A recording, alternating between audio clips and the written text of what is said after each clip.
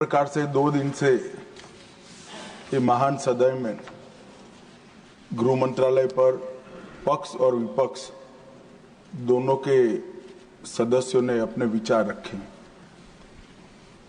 काफी उपयोगी सुझाव भी आए हैं। कुछ हमारी कमियों की तरह भी ध्यान दिलाने का प्रयास किया गया है।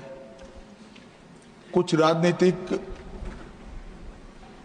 आक्षेप भी किए गए और कुछ राजनीतिक रूप से टिप्पणियां भी की गई।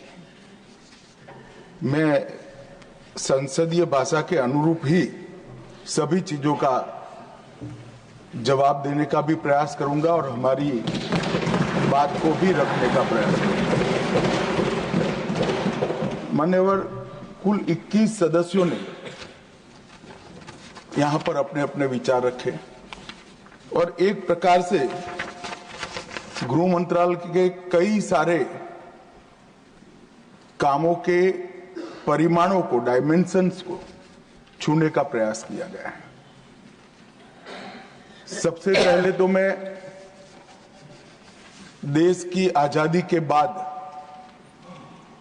देश की आंतरिक सुरक्षा को और देश की सरहदों को सुरक्षित करने के लिए जो भी स्टेट पुलिस के और सेंट्रल पैरामिलिट्री फोर्सेस के जवानों ने अपना सर्वोच्च बलिदान दिया है, वो हजारों जवानों को मैं मनपूर्वक श्रद्धांजलि देना चाहता हूं, क्योंकि इनके इस सर्वोच्च बलिदान से ही देश आजादी के 76 साल पार कर विश्व में अग्रणी भूमिका निभाने के लिए जा रहा है।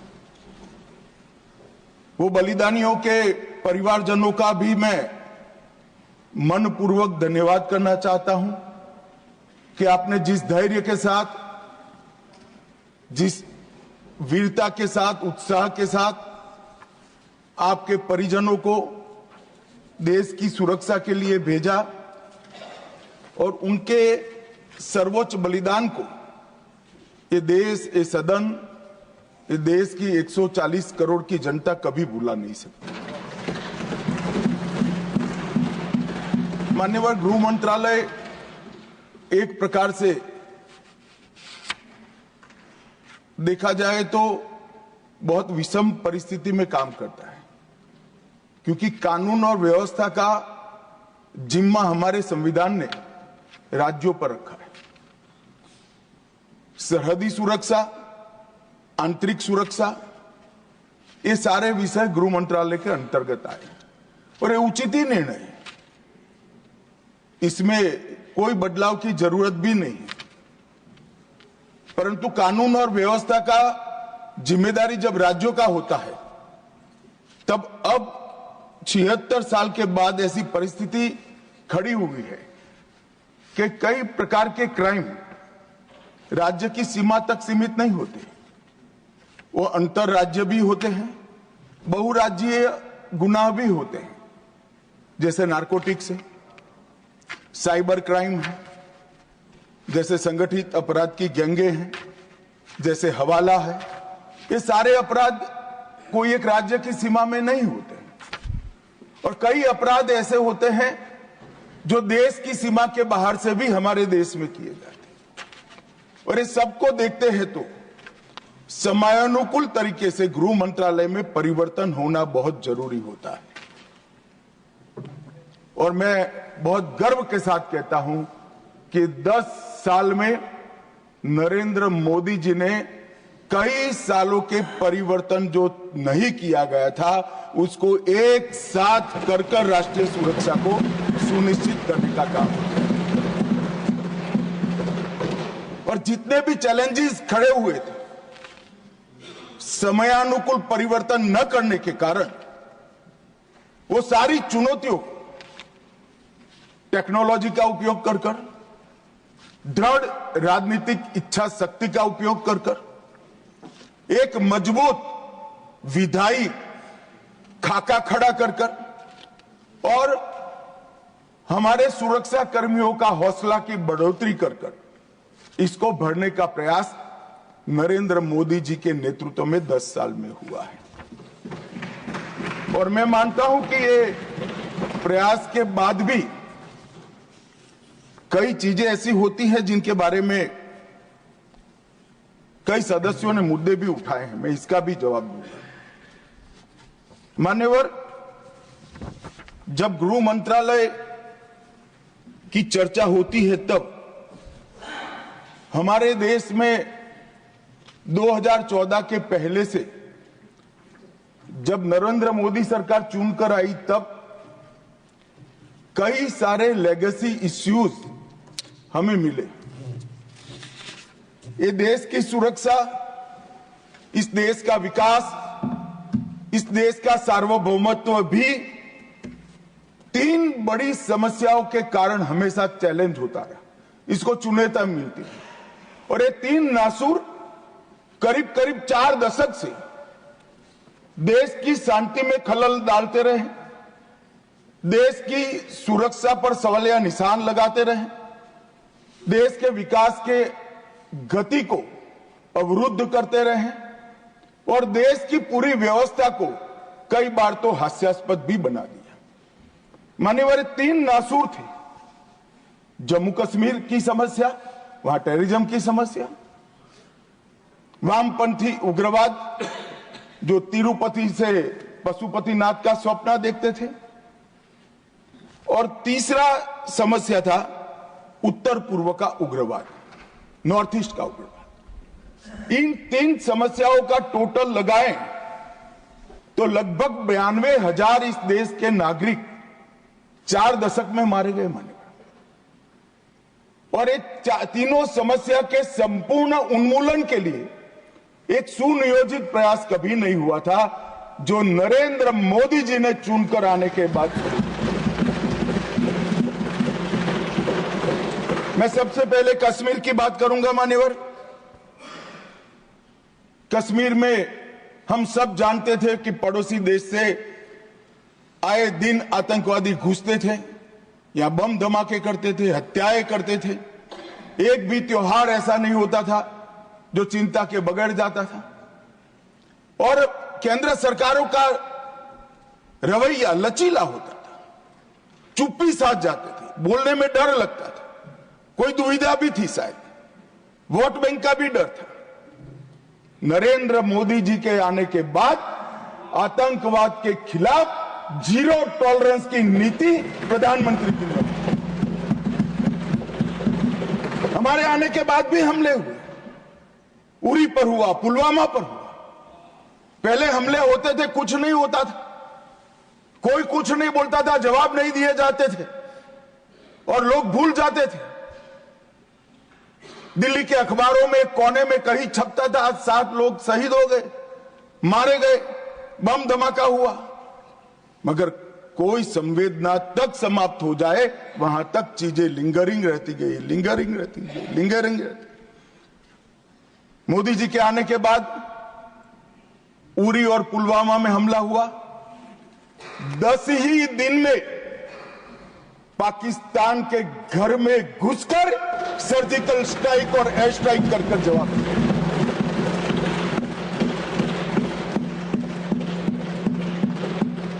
पूरे दुनिया में 2 ही देश ऐसे थे जो अपनी सीमा और सेना की सुरक्षा के लिए हमेशा सम्मान के साथ तत्पर रहते थे, इजराइल और अमेरिका।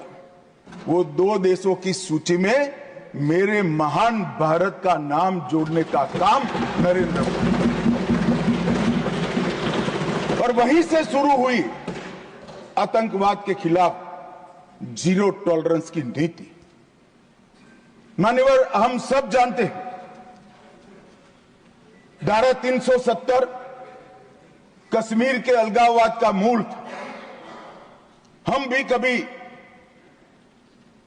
अलग हो सकते थे, ये भाव के बीच धारा 370 के अंदर डाले गए थे, मगर हमारे संविधान निर्माताओं का भी मैं बहुत मनपूर्वक धन्यवाद करना चाहता हूं। बड़े दूरदर्शी थे, उन्होंने इसको टेम्पररी बनाया था।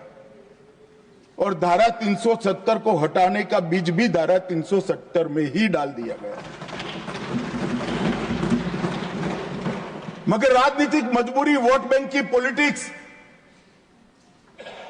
हमारे पुरखों ने धारा 370 डाली है, हम नहीं हटाएंगे, ऐसी जिद धारा 370 को लेकर चलती रही, कई सालों तक चली। और मान्यवर यही सदन में 5 अगस्त 2019 में मोदी जी ने धारा 370 को समाप्त, हमारे संविधान निर्माताओं का वो स्वप्न कि एक देश में 2 प्रधान, 2 विधान, 2 निशान नहीं होंगे, कैसे हो सकते हैं? देश में एक ही प्रधानमंत्री हो सकता है, देश का एक ही संविधान हो सकता है और देश का झंडा भी एक हो सकता है। कैसे एक देश में 2 विधान, 2 प्रधान, 2 निशान हो सकते? मगर चलाए गए, सालों तक चलाए गए और 5 और 6 अगस्त 2019 को इस देश में एक विधान, एक प्रधान और एक निशान का नया दौर, और वहीं से शुरू हुआ कश्मीर को हमेशा के लिए भारत के साथ एकरूप करने की प्रक्रिया। सबसे पहले डोगरी, हिंदी और उर्दू को राज्य की भाषा का स्टेटस दिया गया। मान्यवर, भ्रष्टाचार रोकने के लिए कोई एंटी करप्शन ब्यूरो की वहां रचना ही नहीं थी, क्योंकि रोकना ही नहीं चाहते थे। इतने सालों के बाद एंटी करप्शन ब्यूरो वहां बना। देश के सारे कानून वहां स्वीकार कर लिए गए, चाहे महिलाओं के अधिकार का हो, दलितों के अधिकार का हो, आदिवासियों के अधिकार का हो, बच्चों के अधिकार का हो, ये सारे कानून वहां स्वीकार कर लिए गए। पठानकोट से एक नाका परमिट रखी गई थी, एक भाव खड़ा करने के लिए कि देश के हिस्से में आप नहीं जा रहे हो। पठानकोट की नाका परमिट को नरेंद्र मोदी जी ने समाप्त कर दिया और नया दौर शुरू हुआ, लोकतंत्र का, खुशहाली का, विकास का। आज ये कहते हैं क्या परिवर्तन आया है?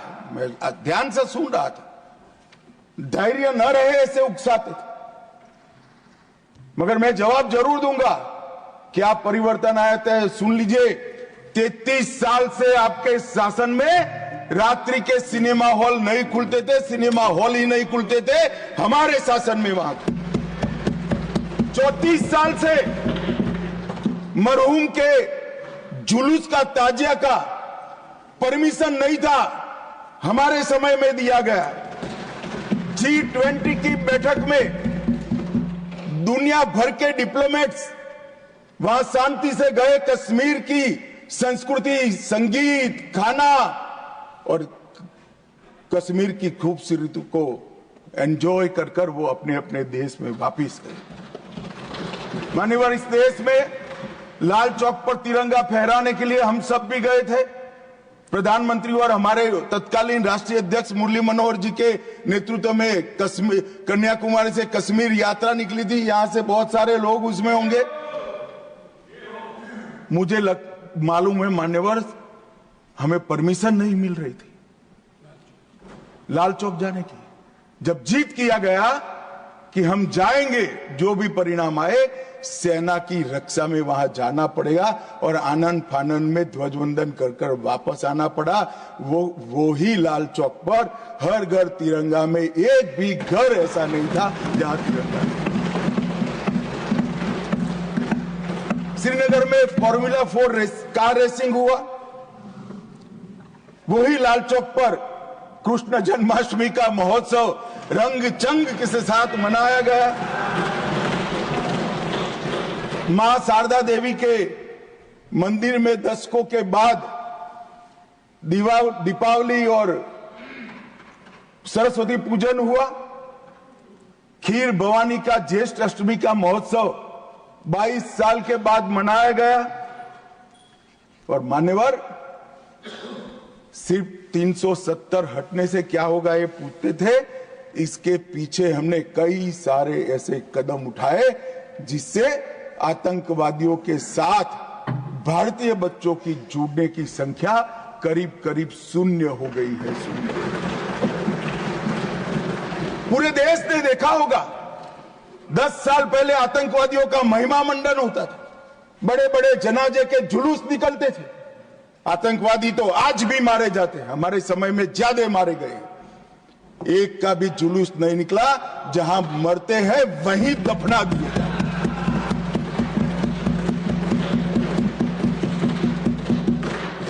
कोई आतंकवादी बन जाता था, उनके परिवारजन बड़े शौक से सरकारी नौकरी करते थे, तंत्र चलाते थे। हमने ढेर सारे आतंकवादियों के रिश्तेदारों को रूथलेसली सरकारी नौकरी से निकालने का काम किया और एक कठोर संदेश। बार काउंसिल में उनके समर्थक बैठे थे, केस नहीं कर सकते थे, हड़तालें हो जाती थी। जो समर्थक बैठे थे वो सभी या तो दिल्ली की जेल में है या श्रीनगर की जेल में है। मान्यवर, आतंकवाद और आतंकवादी दोनों के समर्थकों सरकारी रोजगार, पासपोर्ट देने में और गवर्नमेंट कॉन्ट्रैक्ट के लिए हमने बिल्कुल बैन कर दिया, हिम्मत के साथ किया और आज लोग नहीं जुड़ रहे। और इसका परिणाम क्या हुआ मान्यवर? ये कहते हैं क्या हुआ 370 से। मैं आज हिसाब देने आया हूं क्या हुआ 370 हटाने के बाद। 6 साल हो गए मान्यवर। 2004 और 14 दोनों के बीच में जो कुल घटनाएं थी टेररिज्म की 7,200 से 17 से घटकर 2,242 तक। मैं 10 साल की कहता हूं, अंतिम 6 साल की नहीं कह रहा। मृत्यु टोटल जो था उसमें लगभग कुल मृत्यु में 70% की कमी आई। नागरिकों की मृत्यु में 81% और सिक्योरिटी फोर्सेस की मृत्यु में 50% की कमी आई है। मान्यवर, ये बताता है कि आतंकवाद कम हुआ है। 2010 से 14 में हर साल एवरेज ऑर्गेनाइज्ड स्टोन पेल्टिंग, पथराव 2654 के एवरेज से हुए। 24 में एक भी करने की किसी की हिम्मत नहीं। ऑर्गेनाइज्ड हड़ताल 132 हुई, आज किसी की हिम्मत नहीं है, एक भी हड़ताल नहीं होती। स्टोन पेल्टिंग में नागरिकों की मृत्यु 112 और जख्मी 6000 हुए थे। अब स्टोन पेल्टिंग ही नहीं है तो मृत्यु या जख्मी होने का सवाल ही नहीं। मान्यवर, और इन कांग्रेस के शासन से किसी एक साल को पीक कर सबसे कम आंकड़े और भारतीय जनता पार्टी के शासन के एक साल में पीक कर सबसे कम आंकड़े इकट्ठा करते हैं तो 2004 का साल कांग्रेस के लिए सबसे अच्छा माना जाएगा, क्योंकि 2004 में अटल जी की सरकार गई कुल घटनाएं उसमें 1517 हुई थी। ध्यान से सभी सदस्य सुने, ऐसा मेरा विनंती। 2004 में कुल घटनाएं 1587 हुई थी, 24 में कुल घटनाएं सिर्फ 85 हुई। नागरिकों की मृत्यु 2004 में 733 हुई थी, 2024 में सिर्फ 26 हुई। सिक्योरिटी फोर्सेस का मृत्यु 331 हुआ था और 2024 में 31 हुआ है। मान्यवर, ये परिवर्तन आया है। और कश्मीर के विकास के लिए भी जब शांति होती है, सुरक्षा होती है, लोकतंत्र बहाल होता है तो विकास अपने आप होता है। मगर कई सालों से कश्मीर की तिजोरी खाली थी।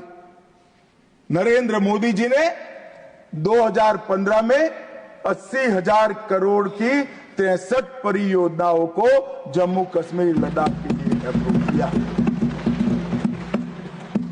और मान्यवर, मैं बताने आया हूं, मेरे खर्च का हिसाब कुछ लोग पूछ रहे थे। अरे भाई, थोड़ा कम हुआ होगा। हमने तो रखने का हिम्मत तो किया, आपके समय में तो खर्च का प्रोविजन भी नहीं कर सकते क्योंकि ऐसी स्थिति ही नहीं। मगर ऐसा नहीं है, खर्च नहीं हुआ है। 80,000 करोड़ में से 51,000 करोड़ का खर्च मान्यवर समाप्त हो चुका है और 63 में से 53 परियोजनाएं पूरी तरह से क्रियान्वित हैं। 19 से 24 में 40,000 सरकारी नौकरियां दी, 1,51,000 ओबीसी बच्चों को विश्वकर्मा योजना से स्वरोजगार दिया, 5184 यूथ क्लब स्किलिंग का काम कर रहे हैं, 18,000 युवाओं को खुद की टैक्सियां देने का काम हुआ, 15,000 महिलाओं को, युवा महिलाओं को तेजस्विनी के तहत 10 लाख तक का सहायता दिया और कई सारे रोजगार के सृजन हुए। मान्यवर, एकदम आकर्षक उद्योग नीति लाकर आज कई सालों के बाद कश्मीर में इन्वेस्टमेंट का माहौल खड़ा हुआ है। 12,000 करोड़ का इन्वेस्टमेंट जमीन पर उतरा है, 12,000 करोड़ का इन्वेस्टमेंट जमीन पर उतरा है और 1,10,000 करोड़ के एमओयू अभी क्रियान्वयन है। पूरे 70 साल में मान्यवर 14,000 करोड़ का इन्वेस्टमेंट आया था, ये 10 साल में 12,000 करोड़ के इन्वेस्टमेंट का उत्पादन शुरू हो चुका है। पर्यटन फिर से शुरू हो गया, परवान भी चढ़ा। 2023 में 2 करोड़ 11 लाख पर्यटक, आजादी के बाद सबसे ज्यादा पर्यटक मेरे जम्मू कश्मीर। पर्यटन के क्षेत्र में 250 करोड़ का निजी निवेश हुआ है। डल झील पर वितस्ता महोत्सव मनाया गया, डल झील में क्रूज बोट का शुभारंभ किया गया और यहां पर लोकतंत्र की दुहाई देते हैं।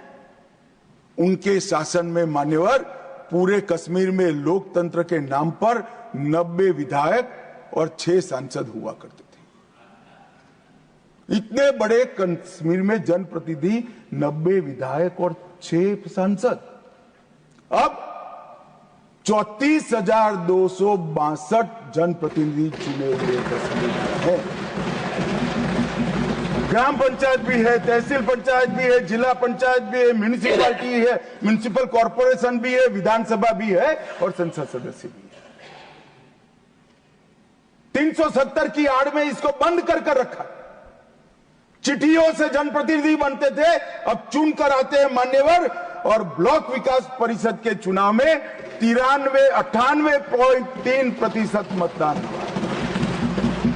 अभी अभी लोकसभा का चुनाव हुआ 2024 में, एक भी गोली नहीं चली।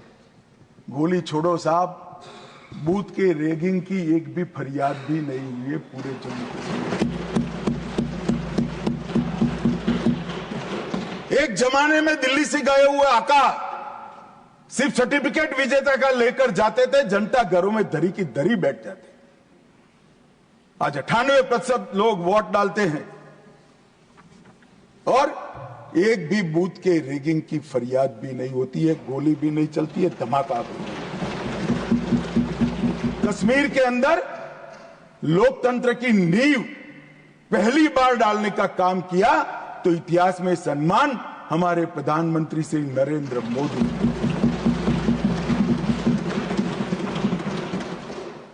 संसद ने भी जब राष्ट्रपति शासन रहा कई महत्वपूर्ण बिल पारित किए। पहली बार पिछड़ा आयोग, पिछड़ा वर्ग को ओबीसी नामकरण किया गया। विधानसभा में महिलाओं का 1/3 आरक्षण किया गया। पंचायतों में पहली बार ओबीसी आरक्षण किया गया है। वाल्मीकियों को पहली बार दलित आरक्षण का फायदा मिला। एसटी में कुली, पद्दारी, जनजाति, पहाड़ी, ये सारे समूहों को, गुर्जरों को जोड़ने का काम भी हमने किया। गुर्जर बकरवाल भाइयों के लिए 10% अलग आरक्षण दिया। और कश्मीरी पंडितों के विस्थापित को भी 2 सीट का रिजर्वेशन देने का काम ये भारतीय जनता पार्टी की सरकार है। मान्यवर विकास, आज जम्मू विजयपुरम में 1600 करोड़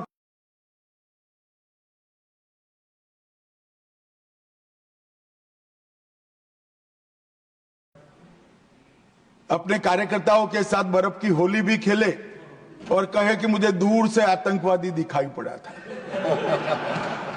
अरे भाई, नजर में ही आतंकवादी है तो आपको सपने में भी आएगा और कश्मीर में भी दिखाई। हम तो दिखाई देते ही सीधा 2 आंखों के बीच में गोली मारते हैं। मान्यवर, 2 आंखों।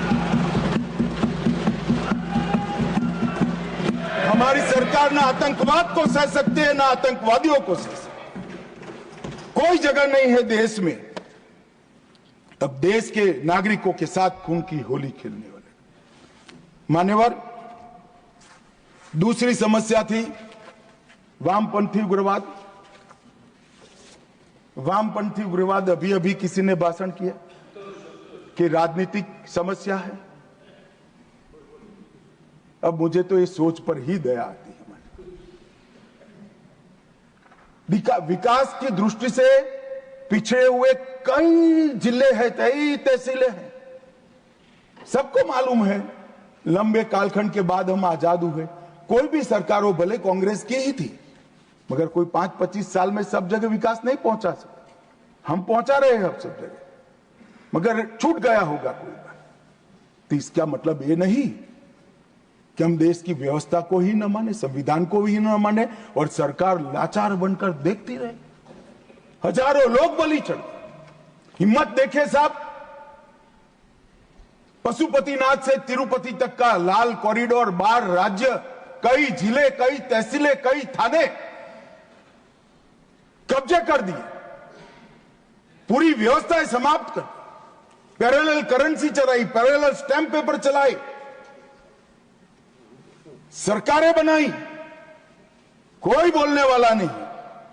मैं सबसे पहले एक बात इस सदन में जिम्मेदारी के साथ बताना चाहता हूं, 21 मार्च 2026 को इस देश से नक्सलवाद समाप्त।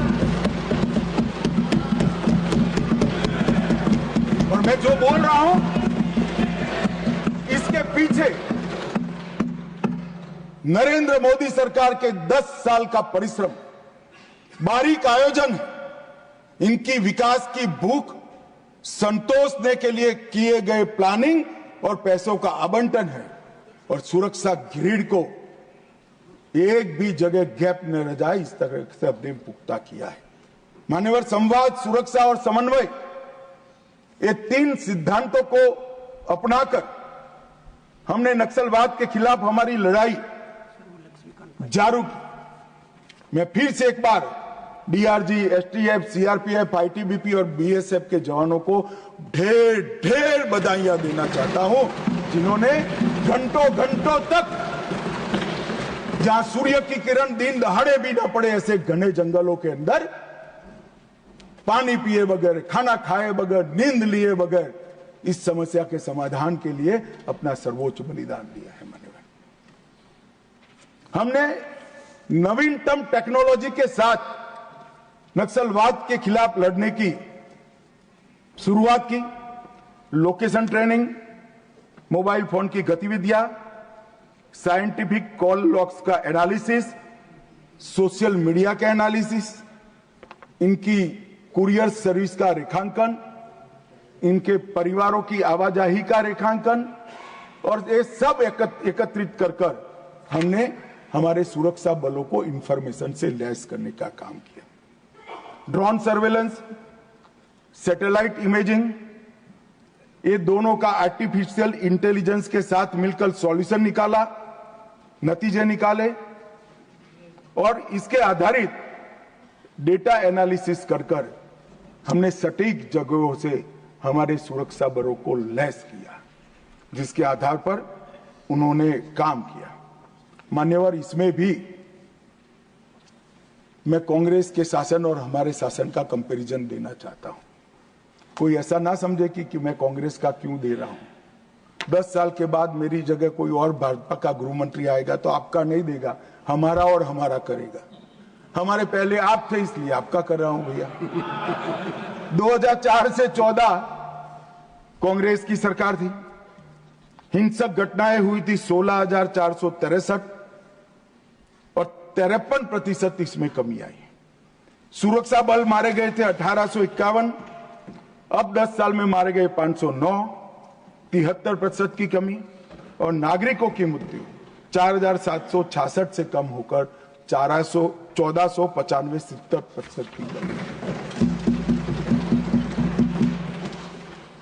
मैं दो शासन एक ही जगह पे एक ही कालखंड में अलग अलग विचारधारा के होते हैं तो कैसा परिणाम आता है इसके नतीजे बताना चाहता हूं। मेरी बात कुछ सदस्यों को ठीक नहीं लगेगी, मगर नक्सल को पॉलिटिकल समस्या समझने वाले शासन जब होता है तब क्या होता है, और विकास के साथ साथ सुरक्षा की दृढ़ता के साथ काम करने वाला शासन आता है तो क्या होता है। 2023 दिसंबर में छत्तीसगढ़ में शासन बदला, भाजपा की सरकार। इसके बाद मान्यवर एक ही साल में 380 नक्सली मारे गए, इसमें कल के 30 जोड़ना बाकी। 1045 और 1194 गिरफ्तार हुए और 1045 सरेंडर कर गए और टोटल 2619 संख्या में कमी आई। मान्यवर 2619, और ये सब करने में सुरक्षा बलों की हताहत 26 है, 26।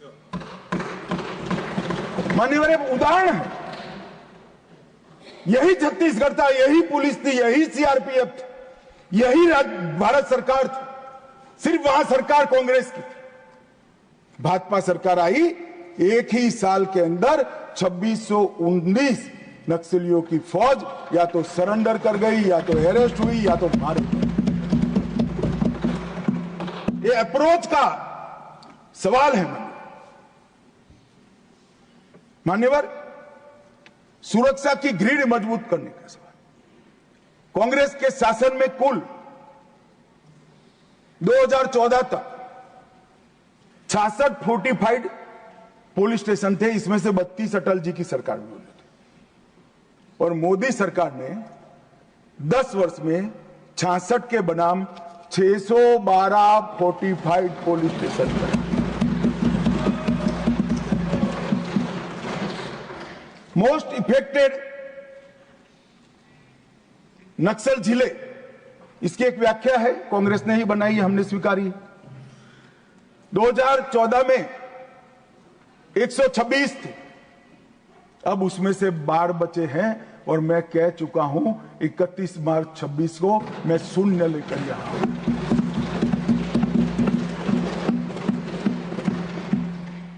दो 2014 में नक्सल घटनाएं घटी है ऐसे पुलिस स्टेशन 330 थे, अब सिर्फ 104 रह चुके हैं। नक्सल प्रभावित क्षेत्र में 18,000 स्क्वायर किलोमीटर से ज्यादा था, अब 4200 स्क्वायर किलोमीटर बचा है। और नाइट लैंडिंग हेलीकॉप्टर, हेलीपैड्स एक भी नहीं थे, हमने 68 बनाए हैं। कैंपों की खुलने की संख्या दयनीय है, मैं बताना नहीं चाहता क्योंकि बातें विदेश में भी जाती है, मगर हमने 5 ही साल में 302 नए सुरक्षा कैंप खोलकर पूरे एरिया को सुरक्षा फाइनेंशियल चॉकिंग करने के लिए मान्यवर हमने एनआईए और ईडी का उपयोग किया, कई करोड़ रुपया इनके जब्त करे, पीएमएलए के केस कर उनके फाइनेंसरों को जेल की सलाखों के पीछे डाला। लगातार राज्य और केंद्र के बीच में मीटिंगें हुई, मेरे स्तर पर सभी मुख्यमंत्रियों की 11 मीटिंगें हुई, और मेरे स्तर पर ही डीजीपी के साथ 12 मीटिंगें हुई। हमने डायनेमिक रणनीति बनाई, स्ट्रेटेजिक लोकेशनों पर सुरक्षा बलों को तैनात किया और मान्यवर विकास तो वहां पहुंचना चाहिए। हमने बजट को भी 300% बढ़ाने का काम किया है। मान्यवर 14 से 24 में 11,503 किलोमीटर हाईवे बनाए, 20,000 किलोमीटर ग्रामीण सड़कें बनाई। पहले चरण में 2343 मोबाइल टावर लगाए, दूसरे चरण में 2542 मोबाइल टावर लगाए और 4,000 मोबाइल टावर लगाने का काम अभी चल रहा है। पूरा नक्सल एरिया अब मोबाइल कनेक्टिविटी से लैस ये दिसंबर के पहले हम कर देंगे। मानेगा निर्मला जी और अश्विनी भाई यहां बैठे हैं। नक्सल प्रभावित जिलों में 1007 बैंक की शाखाएं ये सिर्फ 5 साल में खोलने का काम हुआ है। 937 एटीएम बनाए और 5,731 डाकघर बैंकिंग सेवा के साथ खोलने का काम भारतीय जनता पार्टी ने किया। 48 के 48 जिलों में कौशल विकास योजना पहुंची। एनआईए का एक मजबूत वर्टिकल बना। 1143 वहीं से ही आदिवासी युवाओं को भर्ती कर सुरक्षा बलों में लिया और हमने 6 नए हेलीकॉप्टर वहां जवानों के रेस्क्यू और रिहेबिलिटेशन के लिए बनाए। इंजर्ड होते ही इसको अस्पताल में लिया जाए, जो रात को भी उठ सकते हैं। और इसका परिणाम यह हुआ है कि आज नक्सलवाद धीरे धीरे सिमटता जा रहा है। मान्यवर, और मैं इतना कहना चाहता हूं कि जो मारे गए हैं उसमें बहुत सारे इनके प्रमुख नेता हैं। इसके कारण उनका पूरा आंदोलन चरमरा गया है, एकदम चरमरा गया है और कई सारे करोड़ों के रुपया के इनाम थे, ऐसे लोग सरेंडर भी हो गए। मारे गए जोनल कमेटी के मेंबर 1, सब जोनल कमेटी के 5, स्टेट लेवल कमेटी के 2, डिविजनल कमेटी के 31 और 59 एरिया कमेटी के मेंबर मारे गए। मान्यवर, ये आंकड़ा कभी भी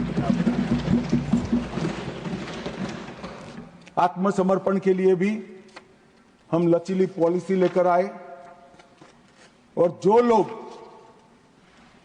हमारी सरकार की घोषणाओं के पीछे मखौल उठाते कि कई सरकारें बदल गई, कुछ नहीं हुआ, मैं बड़े आनंद और विश्वास के साथ कहना चाहता हूं, ये सरकार के रहते ही ये देश नक्सल समस्या से मुक्त हो जाएगा। मान्यवर, इसमें किसी को सरकार जब इच्छा होती है तो बहुत कुछ होता है, मगर इच्छा होना बड़ा महत्वपूर्ण होता है। मान्यवर, नॉर्थ ईस्ट की समस्या को भी कमोबेश हम समाप्त करने के कगार पर है। मान्यवर, वहां पर भी हिंसक घटनाओं में 70% की कमी, हताहत सुरक्षा बलों में 72% की कमी और हताहत नागरिकों की संख्या में 85% की कमी हमने। हमारी सरकार आने के बाद हमें सब हथियारी ग्रुपों से बातचीत की। मान्यवर, 19 से अब तक 12 महत्वपूर्ण शांति समझौते किए। 2020 में NLFD के साथ, 21 में ब्रू रियांग के साथ, 22 में कार्बी के साथ, 2022 में आदिवासियों के साथ, आदिवासी संगठनों के साथ, 2022 में असम मेघालय अंतरराज्यीय सीमा का समझौता, 2023 में DNLA, UNLF और उल्फा का समझौता, असम और अरुणाचल प्रदेश का अंतरराज्यीय सीमा का समझौता, 24 में त्रिपुरा के साथ समझौता, NLFT और ATTF के साथ समझौता। कुल मिलाकर मान्यवर 10,900 युवा हथियार डालकर मेन स्ट्रीम में आए हैं।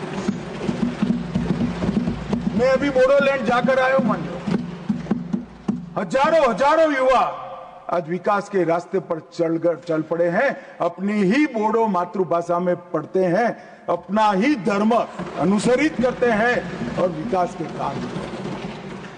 ये बोडोलैंड का समझौता जब हुआ तब सब मजाक उड़ाते कि समझौते धरे के धरे रह जाएंगे। आज मैं कार्यक्रम देखकर आया हूं, मोदी जी गए, 5 लाख बोडो युवा, वृद्ध, अबला, नागरिक सब। मैं कुछ दिन पहले ही बोडोलैंड जाकर आया हूं मानने, और परिस्थिति बदल गई है। आसाम के अंदर 5 लाख करोड़ का इन्वेस्टमेंट का एमओयू होता है। एक आसाम के अंदर इंडस्ट्री एक जमाने में स्वप्न माना जाता था, आज वहां पर शांति है मान्यवर। अब सपा की परिधि को भी 70% तक हमने कम कर दिया है। और मान्यवर, ब्रू पुनर्वास समझौता जो है, मैं सदन का ध्यान जरूर देना चाहता हूं, क्योंकि अपने ही देश में मिजोरम से भागकर त्रिपुरा में बिल्कुल दयनीय जीवन जीने वाले अपने ही आदिवासी भाई थे मान्यवर। एक घर में, एक झोंपड़ी में, घर तो क्या होता है, एक झोंपड़ी में 18 लोगों का परिवार रहता था मान्यवर। और राहत के नाम पर यहां से पर व्यक्ति 2 किलो चावल जाता था। हमने सबके सब 37,000 ब्रू रियांग परिवारों को 150 यार्ड का घर दिया, एक सामुदायिक भवन दिया, स्कूल दी, हेल्थ केयर का एक पास में ही दवाखाना दिया, और सभी घरों से 2 युवाओं को स्किलिंग कर आज उनको स्वरोजगार की दिशा में आगे बढ़ा रहे हैं। मैं 8 महीने पहले वही क्षेत्र को देखकर आया हूं जो मैंने 5 साल पहले देखा था। आसमान जमीन का फर्क पड़ा है। और सारे ब्रू रियांग भाई दोनों हाथ जोड़-जोड़कर अपने ईश्वर से नरेंद्र मोदी को दुआ देते थे, मांगते थे कि भगवान भला करे। ये 6,935 परिवार, 37,584 लोग, उनको नर्क के जीवन से बाहर निकालने का काम नरेंद्र मोदी सरकार ने किया। ये जो कहते हैं ना, संवेदनशीलता चाहिए। संवेदनशीलता क्या होती है, थोड़ा समय निकालकर ये ब्रू भाई के घर पर जाकर एक चाय पीकर आइए तो मालूम पड़ेगा संवेदनशीलता क्या होती है।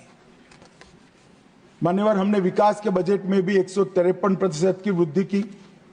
तेल मिशन, बांस मिशन, जैविक खेती और अंडा, मच्छी और दूध में नॉर्थ ईस्ट का इंडिविजुअल 8 राज्य आत्मनिर्भर हो, ऐसी कार्य योजना बनाकर हमने समृद्धि के रास्ते खोले। मान्यवर, 17 विद्युत परियोजनाएं, 40 जल आपूर्ति, 44 शिक्षा की, 43 स्वास्थ्य की, 7 खेल की और 4 पर्यटन की नई परियोजनाएं 70% भारत सरकार के बजट से गई।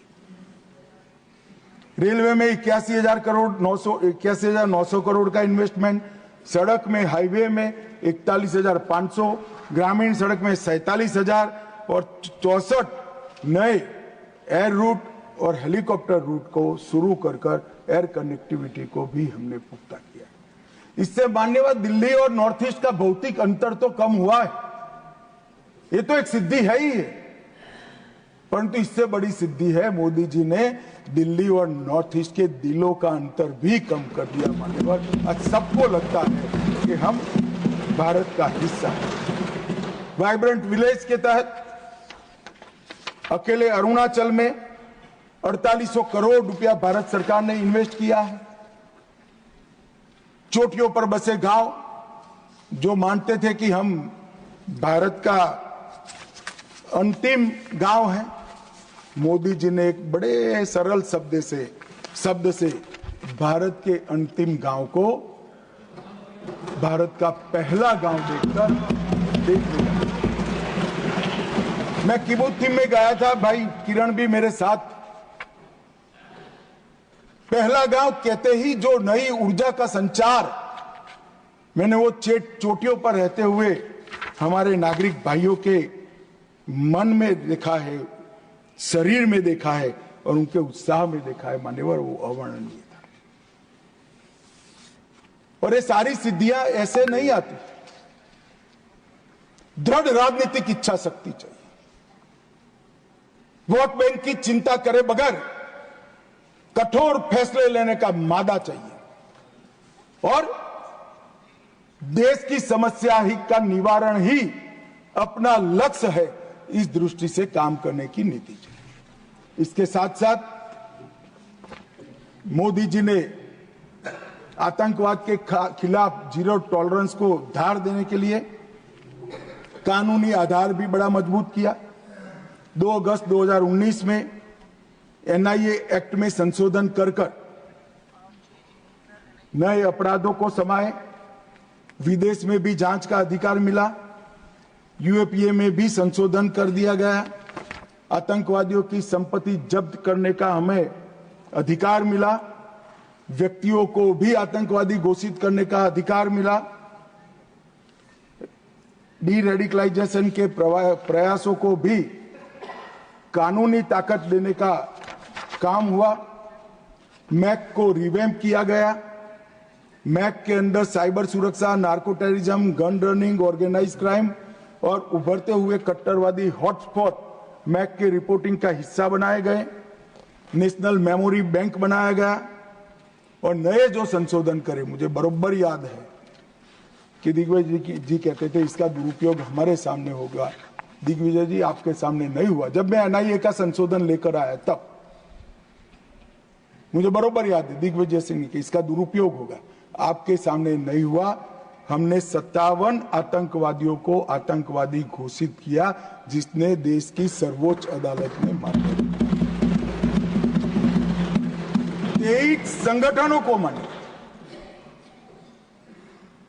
हमने अनलॉफुल एसोसिएशन घोषित की और मैं आज गर्व के साथ कह रहा हूं 19 से 24 के बीच में हुर्रियत के सबसे सीरियस टाइप के 14 ऑर्गेनाइजेशन आज 14 के 14 बैन कर दी गए मान्यवर, हुर्रियत का अस्तित्व जिस हुर्रियत के साथ एक जमाने में बातचीत करते थे, पाकिस्तान के बातचीत करने के लिए मीडिएटर बनाया था, आतंकवादी संगठनों से बातचीत करने के लिए, वो हुर्रियत को हमने समाप्त कर दिया जमीन के अंदर गाड़ने।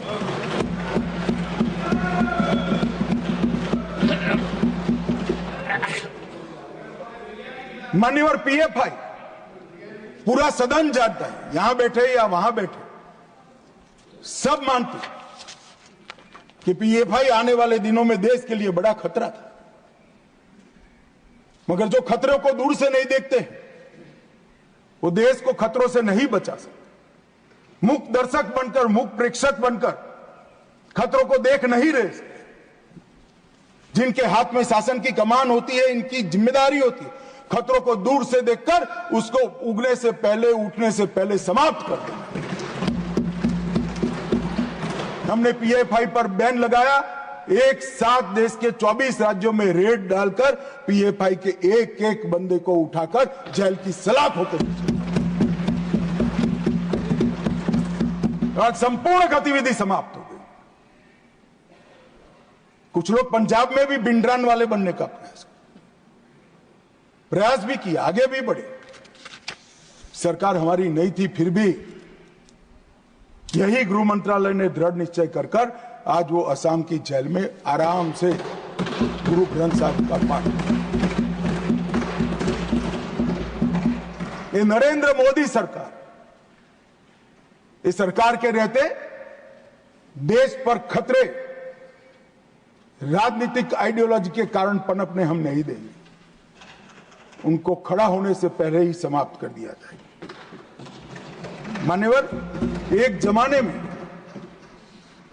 आतंकवादियों का लिस्टिंग से उनका मृत्यु या अरेस्ट तक का आयुष्य 2 साल और 3 महीना था, आज कुछ दिनों का बच गया है, कुछ दिनों का।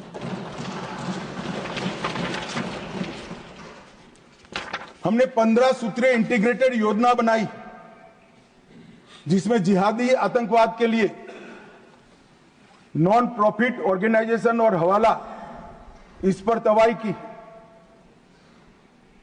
वामपंथी उग्रवाद, कश्मीरी उग्रवाद, कश्मीर के अंदर उग्रवाद, fake Indian currency note, narcotics, narco terror का लिंक, खालिस्तान समर्थक उग्रवाद, रेडिकलाइजेशन के प्रयास, फाइनेंसिंग और अवैध हथियारों की तस्करी।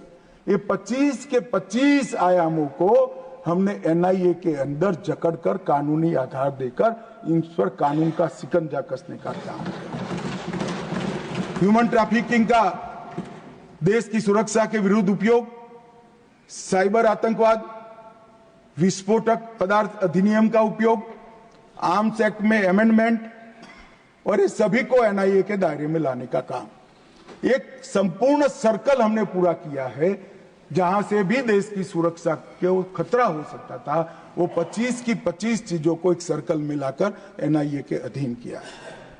और मान्यवर, एनआईए में 1244 पद हमने सृजित किए, 16 नए ब्रांच खोले, 2 नए जोनल कार्यालय खोला गया। इसके साथ साथ एनआईए के परफॉर्मेंस पर कुछ लोग बोल रहे थे, आज बैठे नहीं है, वॉकआउट कर गए। 652 मामले हुए। जब यूएपीए लगता है तक एक ट्रिब्यूनल भी होती है और सुप्रीम कोर्ट तक केस जाता है कि यूएपीए लगाया वो ठीक है या नहीं है। मैं मेरी सरकार का रिकॉर्ड कहने आया हूं साहब, 652 मामले में से एक भी मामले में सुप्रीम कोर्ट तक एक भी केस को अनुचित घोषित नहीं किया गया। ये 652 मामलों में से 516 में चार्जशीट दायर करे गए, 157 मामलों में जजमेंट्स आ गया है और 150 मामलों में सजा दी गई है। मान्यवर, 95% दोष का दर। दुनिया भर की टेरर एजेंसी के बीच में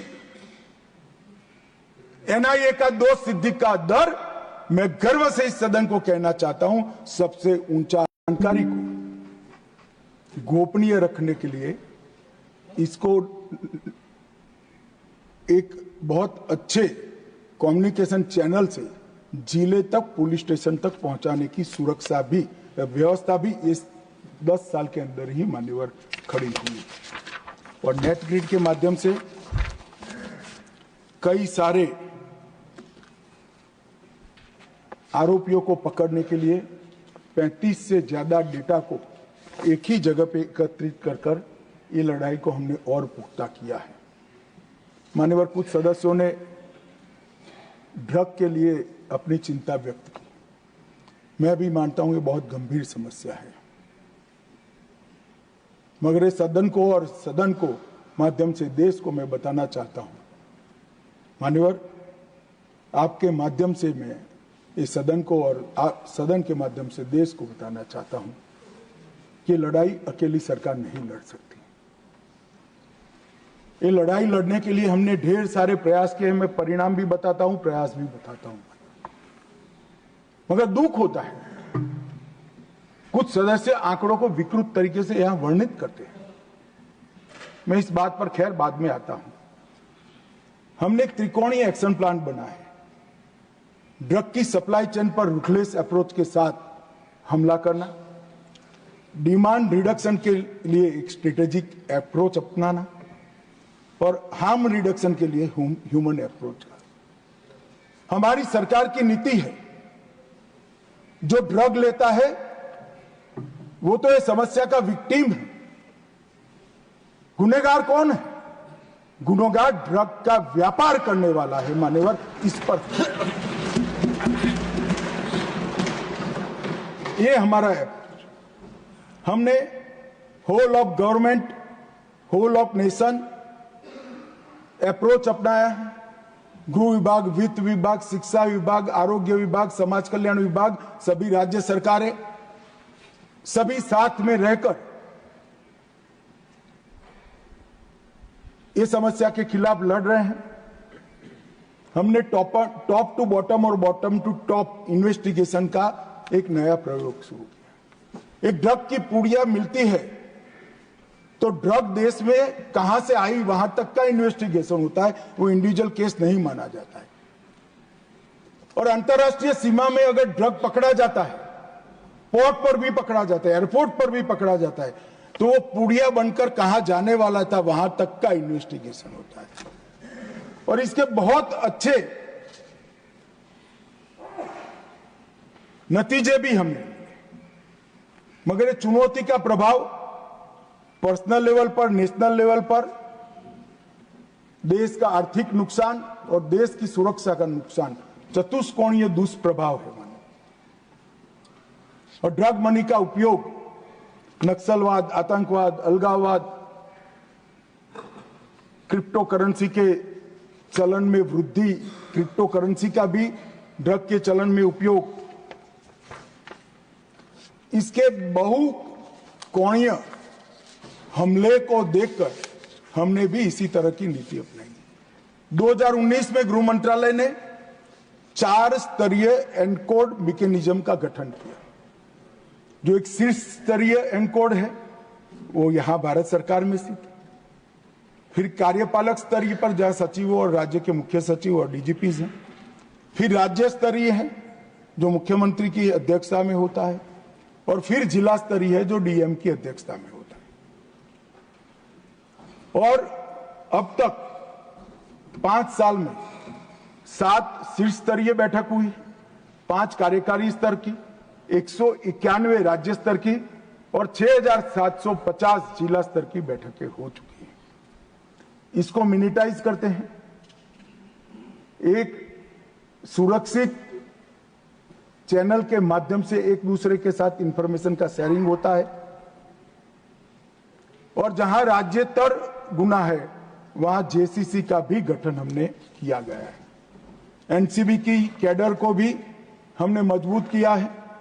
5 नए जोनल कार्यालय, 4 नए क्षेत्रीय कार्यालय, 12 सब जोनल कार्यालय, और समुद्री मार्ग को भी पूर्णतया सील करने के लिए नौसेना, हमारा तटरक्षक, राज्य की पुलिस और कस्टम सभी एक साथ कंधे से कंधा मिलाकर काम कर रहे हैं। कई प्रकार के संस्थागत रचना भी की गई है। निदान नार्को अपराधियों को एक्सचेंज के लिए एक डेटाबेस बना है, एनकोड पोर्टल बना है, NCB Bhaskaracharya national institute for space application and Jio informatics बनाया है, वो अब बाइसेग है, वो इसका काम कर रहा है। ड्रग नेटवर्क चार्ट का मैपिंग भी किया गया है, और हमने कई सारे नए इनिशिएटिव लेकर कॉलेज तक जागरूकी को पहुंचा है। संपत्ति की जब्तियां और कई प्रकार के कठोर कानूनों से हमने इस पर अटैक किया है, और परिणाम आया है मान्यवर, जो आंकड़े मेरे एक साथी ने भी एक अलग दृष्टिकोण से बताया। मगर मैं अप्रोच में बदलाव सरकारें बदलने के साथ कैसे होता है वो बताना चाहता हूं। अंतर्राष्ट्रीय स्तर पर हमारे पड़ोस के 2 एरिया, गोल्डन ट्रायंगल और गोल्डन क्रेसेंट के नाम से जानते जाते हैं। वो गोल्डन ट्रायंगल और गोल्डन क्रेसेंट इसलिए कहे जाते थे कि वहां से ड्रग उत्पन्न होकर पूरी दुनिया में जाती थी, पैसा कमाने का जरिया था।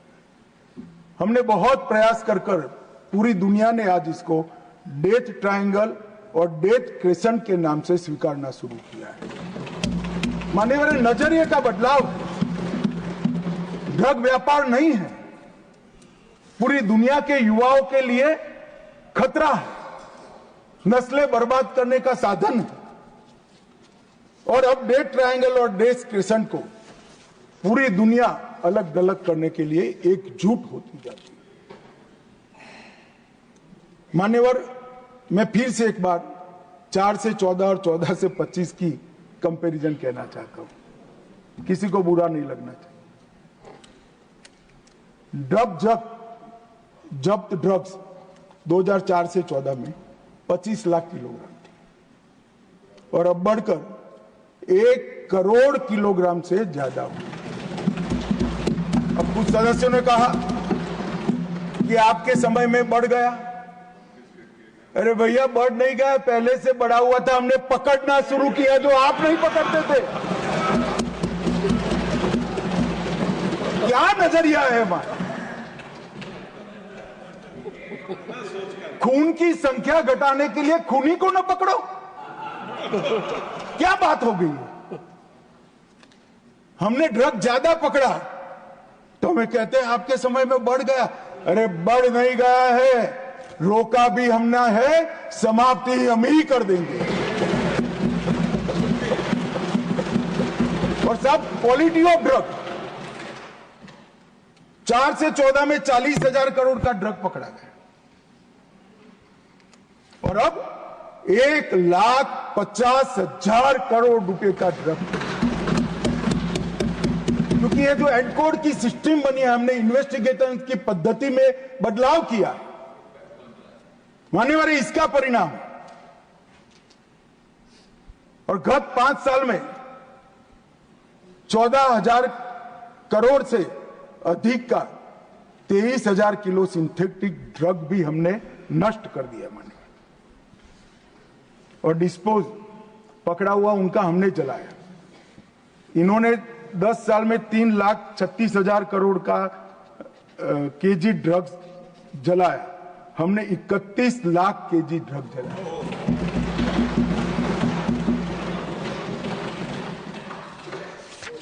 हमने टोटल देश भर में 72 लेबोरेटरी सिंथेटिक ड्रग बनाने की, पहले एक भी नष्ट नहीं हुई, 4 से 4, हमने 72 लेबोरेटरी को पकड़कर नष्ट करने का काम किया है, इनकी संपत्ति को।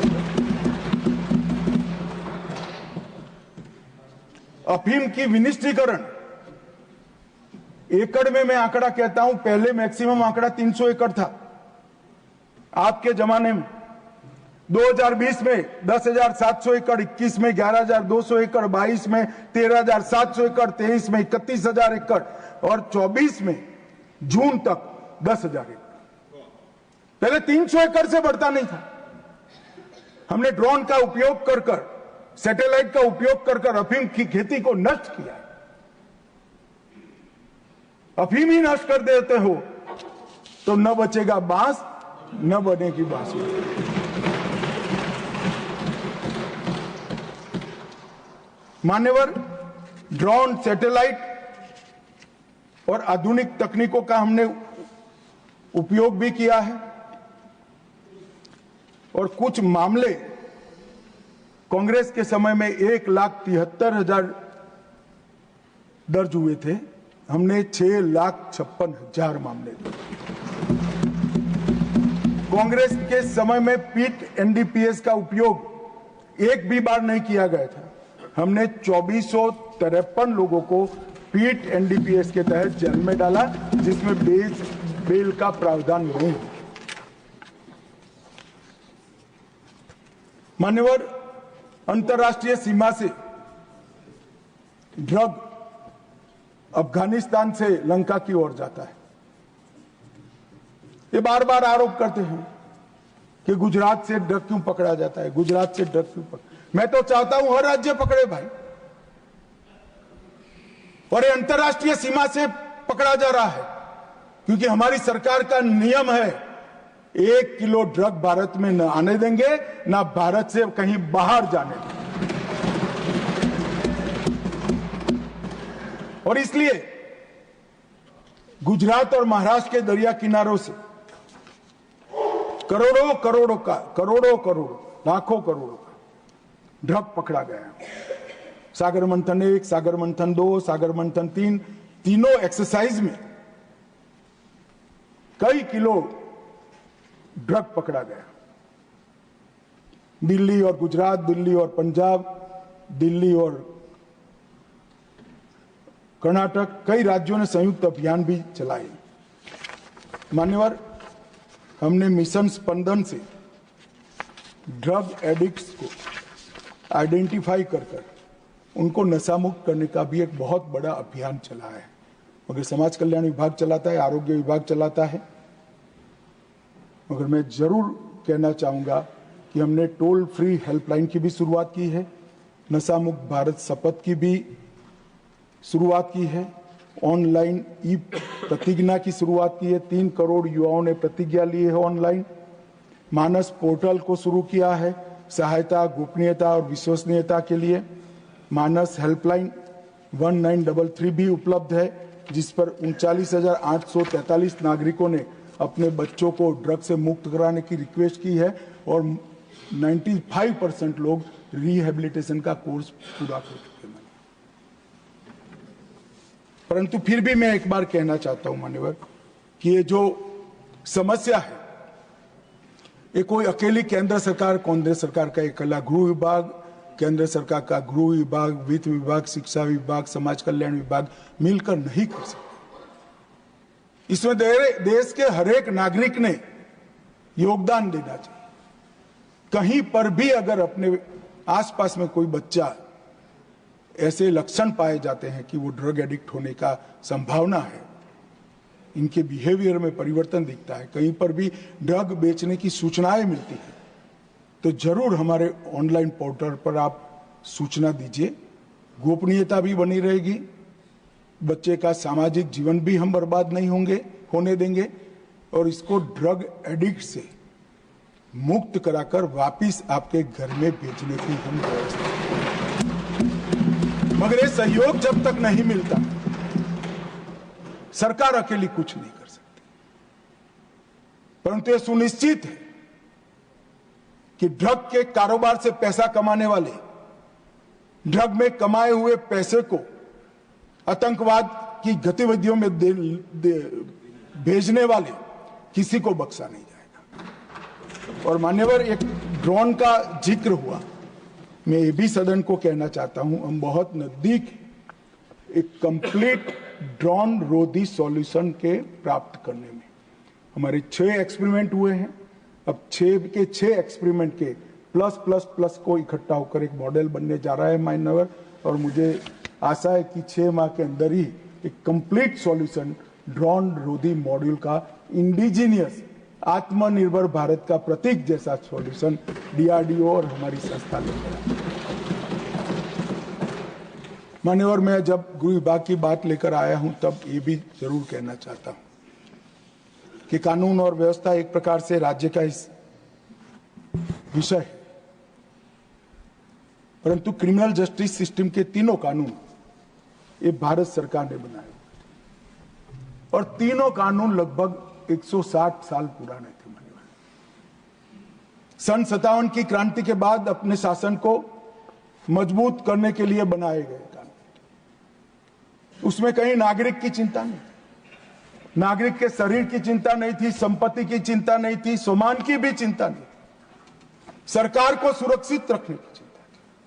और दुर्भाग्य देखिए इस देश का कि 75 साल तक अंग्रेजों के बनाए हुए कानून, अंग्रेज की पार्लियामेंट ने बनाए हुए कानून, अंग्रेज सरकार को मजबूत करने के लिए बनाए गए कानून ऐसे ही चलते रहे। हम सब जिम्मेदार हैं, परंतु प्रधानमंत्री जी ने पंच प्रण की घोषणा लाल किले से की, गुलामी के प्रतीकों से मुक्ति का आह्वान किया देश का,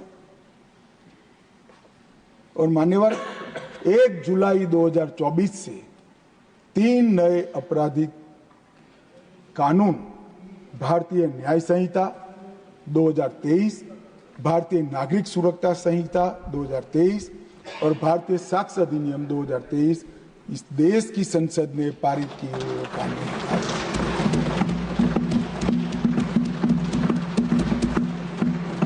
और 1 जुलाई से मान्यवर कानून पूरे देश में लागू हो गए। चंडीगढ़ पूर्णतः लागू करने वाला पहला राज्य भी बना है। कई सारे राज्य इसमें आगे बढ़ गए। इसके डिटेल में जाने से पहले मैं कुछ चीजें जरूर बताना। मैं देश के नागरिकों को आपके माध्यम से आश्वस्त करना चाहता हूं कि 3 साल तक इस कानून 100% हर एक राज्य के हर एक पुलिस स्टेशन में लागू हो जाएंगे, क्योंकि इसमें कुछ टेक्निकल अपग्रेडेशन भी करना है और कुछ चीजों को एडॉप्ट करना है। ये हो जाने के बाद देश के किसी भी पुलिस स्टेशन में रजिस्टर किया हुआ केस सुप्रीम कोर्ट तक 3 साल के अंदर न्याय प्राप्त कर लेगा, ऐसी व्यवस्था हमने इसका। मैं बेरोक टोक कह सकता हूं, विश्वास के साथ कह सकता हूं, 20वीं शताब्दी का ये सबसे बड़ा रिफॉर्म है और तकनीक की दृष्टि से हमारे कानून विश्व भर में आधुनिक है, विश्व भर में आधुनिक। और मान्यवर, 2 सिद्धि के दर में हम दुनिया के देशों के समकक्ष तो पहुंचेंगे ही, कुछ साल में आगे भी निकल रहे। मैं आसाम गया था अभी, वहां रिव्यू हुआ। आसाम में 2 सिद्धि का दर 5% था। कुछ और भी बदलाव हुए वहां पर, सरकारें भी बदली है, शासन भी बदला है और कानून भी आए। और नए कानून होने के बाद जो एफआईआर रजिस्टर हुए और जो जजमेंट आ गए कम समय के अंदर, इसके अंदर 2 सिद्धि का दर 68% आसाम में है। क्योंकि मान्यवर, इसके अंदर फॉरेंसिक साइंस को बड़ा महत्व दिया। 7 साल से ज्यादा सजा वाले हर अपराध में फॉरेंसिक साइंस लेबोरेटरी की विजिट को कंपलसरी कर दिया गया। तो जहां तकनीकी साक्ष्य उपलब्ध होता है, फॉरेंसिक साइंस का साक्ष्य उपलब्ध होता है, और साक्ष्य की जरूरत नहीं है तो 200 साक्ष्य की फौज भी पुलिस नहीं लगाती है, और वो आधार पर ही आपका फिंगरप्रिंट मिल गया, सीन ऑफ क्राइम से मिला, डीएनए मैचिंग हो गया, आपका मोबाइल का टावर वहां लोकेट करता है और कुछ बाकी नहीं बचता है, सजा हो जाती है। और नजर से देखने वाले साक्ष्य की भी जरूरत नहीं है। भाई तेरा लोकेशन वहां है, तेरा डीएनए मैचिंग हो गया और तेरे फिंगरप्रिंट भी मिल गया, बचा क्या? और कई ऐसे दोष सिद्ध हो चुके।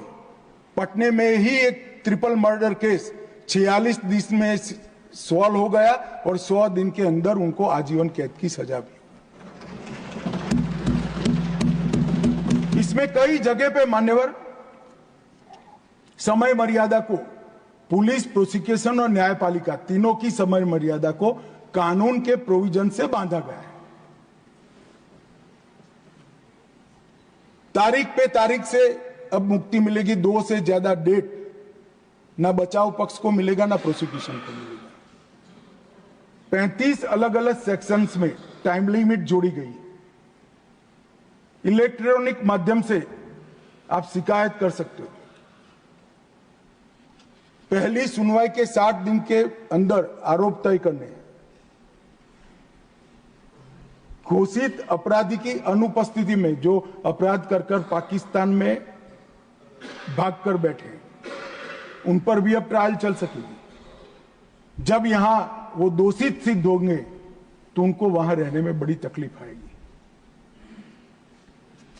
आपराधिक मामलों के मुकदमे की समाप्ति के बाद न्यायालय को सिर्फ 45 दिन में जजमेंट दे देना है। सामुदायिक सजा का भी इसमें प्रावधान किया है छोटे अपराधों के लिए, पहली बार के अपराध के।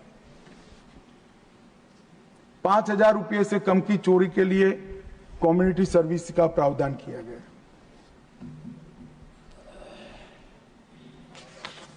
भारत के बाहर की संपत्ति भी हम कुर्क कर सकते हैं। हमने कंप्लीट कंप्यूटराइजेशन का ICGS 2 के तहत प्रावधान किया है। मैं आगे बताऊंगा इसका। ई रिकॉर्ड, 0 FIR, ई FIR, फॉरेंसिक जांच अनिवार्य, कई सारे प्रोविजन मान्यवर करें। डायरेक्टर ऑफ प्रोसिक्यूशन का अलग, इसको पुलिस से अलग कर दिया गया है।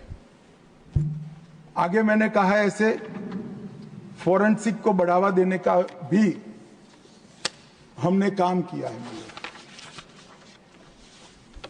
मॉब लिंचिंग का नया अपराध भी जोड़ा गया है। संगठित अपराध को पहली बार व्याख्यायित किया गया है। मान्यवर, एक विक्टिम सेंट्रिक कानून भी हमने बनाया है। विक्टिम को इसके अंदर अपनी बात रखने का अधिकार दिया है। इंफॉर्मेशन के अधिकार का उपयोग कर सकते हैं, नुकसान के लिए क्षतिपूर्ति का दावा भी कर सकते हैं। 0 एफआईआर को संस्थागत किया गया है और 90 दिन में जांच की प्रगति की रिपोर्ट भी मांगने का अधिकार हमने विक्टिम को दिया है। पुलिस की जवाबदेही को भी सुनिश्चित किया है। सर्च और जब्ती का रिकॉर्डिंग करना कंपलसरी किया है।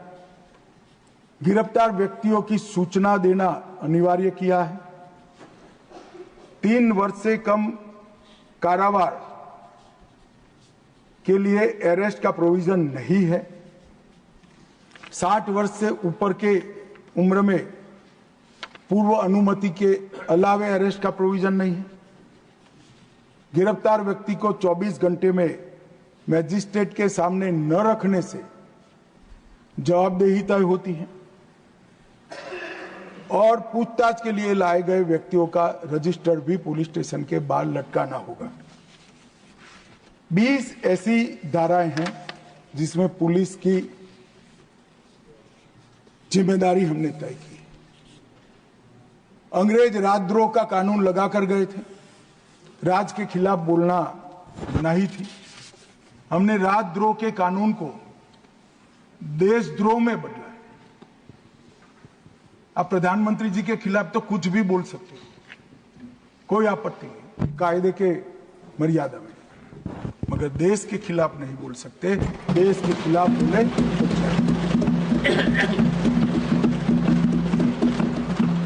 आज तक आतंकवाद की व्याख्या ही नहीं बनाई गई थी।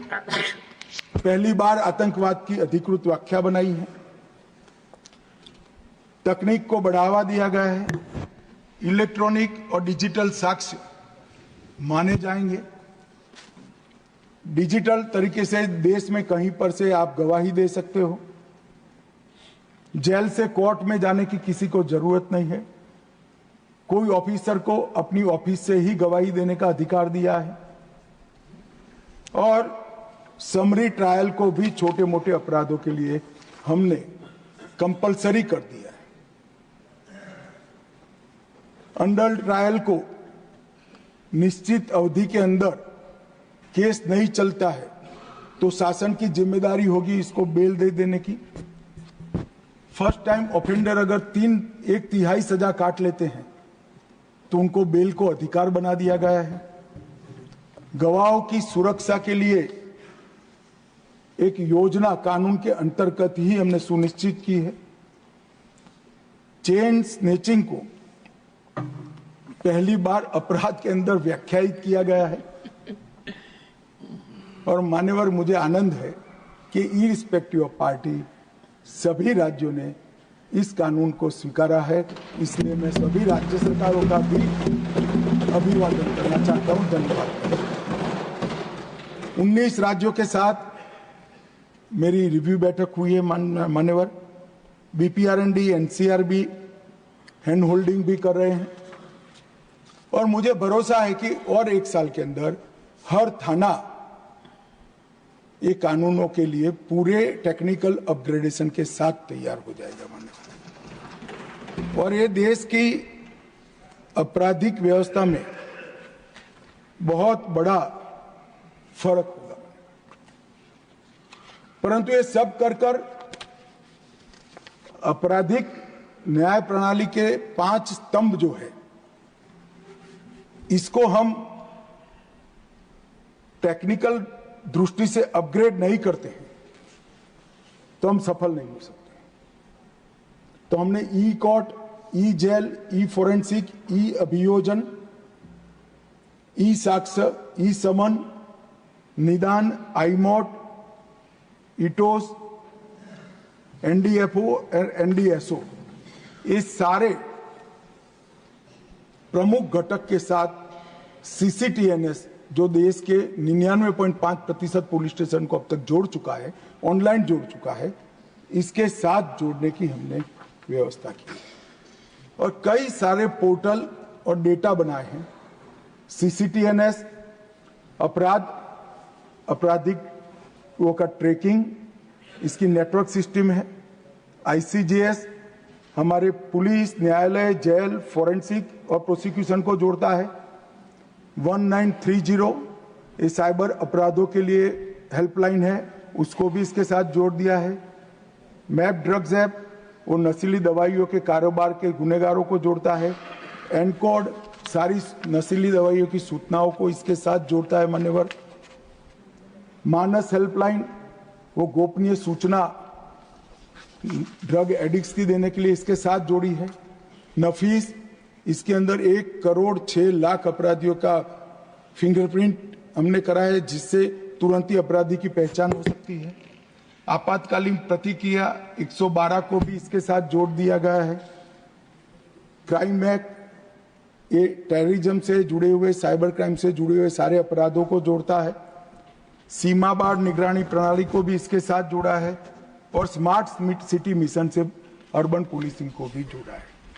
और मान्यवर आने वाले दिनों में अलग अलग साइलोज में जो डेटा पड़े हैं, ये डेटा को हम एक दूसरे के साथ बात करने वाला सॉफ्टवेयर भी बनाने के लिए हम इनिशिएटिव ले चुके हैं। और मान्यवर ये सारा साइबर अपराध जो है, इसको रोकने के लिए हमने I4C बनाया है। मोदी जी ने I4C को बड़ा पुख्ता करने के लिए गृह मंत्रालय को पर्याप्त धन भी दी है और कठोर सूचनाएं भी दी है। और ये हेल्पलाइन में कोई भी कॉल आने के कुछ सेकंड के बाद ही आपके साथ धोखाधड़ी करने वाला व्यक्ति का बैंक अकाउंट कुछ सेकंड्स में सीज हो जाता है। और इसके साथ हमने वर्टिकल बनाए हैं। National cyber crime threat analytic unit, national cyber crime reporting portal, national cyber crime forensic laboratory, national cyber crime training centre, joint cyber crime investigation task force और cyber crime ecosystem management unit और national cyber crime research and innovation centre. इस 7 vertical में ICGS 1 और ICGS 2 काम करें। और ICGS 2 में ये जो खाका बना है, उसको हर राज्य और आने वाले कॉलर की वृद्धि में होने वाली बढ़ोतरी को देखकर इसके क्षमता वर्धन का भी काम हो रहा है। और ये फेज 2 1 डेटा 1 एंट्री के सिद्धांत पर हाई स्पीड कनेक्टिविटी के साथ एक समर्पित और सुरक्षित क्लाउड आधारित इंफ्रास्ट्रक्चर के तहत बनाया जा रहा है। और मैं मानता हूं कि इसके बाद ढेर सारा डेटा हमने अब तक जो लेगेसी डेटा भी कलेक्ट किया है। CCTNS में 17,717 71 पुलिस स्टेशन कर दिए हैं। 34 करोड़ 1 लाख पुलिस रिकॉर्ड आज हमारे पास डेटा पर उपलब्ध है। लगभग ई कोर्ट में 22,000 अदालतों को जोड़ लिया गया है। ई प्रिजन में 2.2 करोड़ कैदियों का डेटा हमारे पास उपलब्ध है। 1361 जेलों को जोड़ दिया गया है। ई प्रोसिक्यूशन में 1 करोड़ 93 लाख से अधिक प्रोसिक्यूशन केसों की सामग्री उपलब्ध है। ई फॉरेंसिक में 28,70,000 से अधिक फॉरेंसिक का डेटा देश की 117 फॉरेंसिक लैब का आज जमा हो चुका है। नफीस के अंदर 1 करोड़ 12 लाख का फिंगरप्रिंट का डेटा है। इंटीग्रेटेड मॉनिटरिंग ऑफ टेररिज्म में IMOT में UAPA के 22,000 केसों का डेटा हमने रजिस्टर कर दिया गया है। निदान में 8,11,000 से ज्यादा नार्को ऑफेंडर का डेटा उपलब्ध है। Human trafficking offender 1,28,000 human trafficker का डेटा उपलब्ध है और 16 लाख अलर्ट मैक के इसके साथ उपलब्ध है। मान्यवर ये सारा डेटा अभी एक अलग अलग साइलोज में पड़ा है।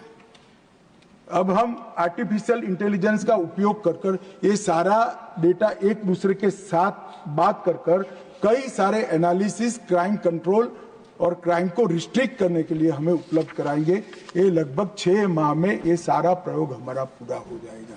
मान्यवर जी, जब हो जाएगा तब जो मैं कह रहा हूं कि हमारी आपराधिक न्याय प्रणाली दुनिया की सबसे आधुनिक न्याय प्रणाली है, वो हवा में नहीं करा, 19 में अक्टूबर में हमने कानून बनाने की शुरुआत की, 23 तक कानून बन चुका, 24 में लागू हुआ और 19 की शुरुआत से ही ये सारे स्तंभ में हमने डेटा जनरेशन की शुरुआत की थी और 22 में हमने आर्टिफिशियल इंटेलिजेंस का उपयोग करके सॉफ्टवेयर बनाने की शुरुआत की, जो मुझे लगता है लेट से लेट दिसंबर तक बन जाएगा। मान लो ये सारा जब बन जाएगा तब अपराधियों को बचने की जगह नहीं मिलेगी और मुझे लगता है इसमें तो विपक्ष को कोई तकलीफ नहीं होनी चाहिए।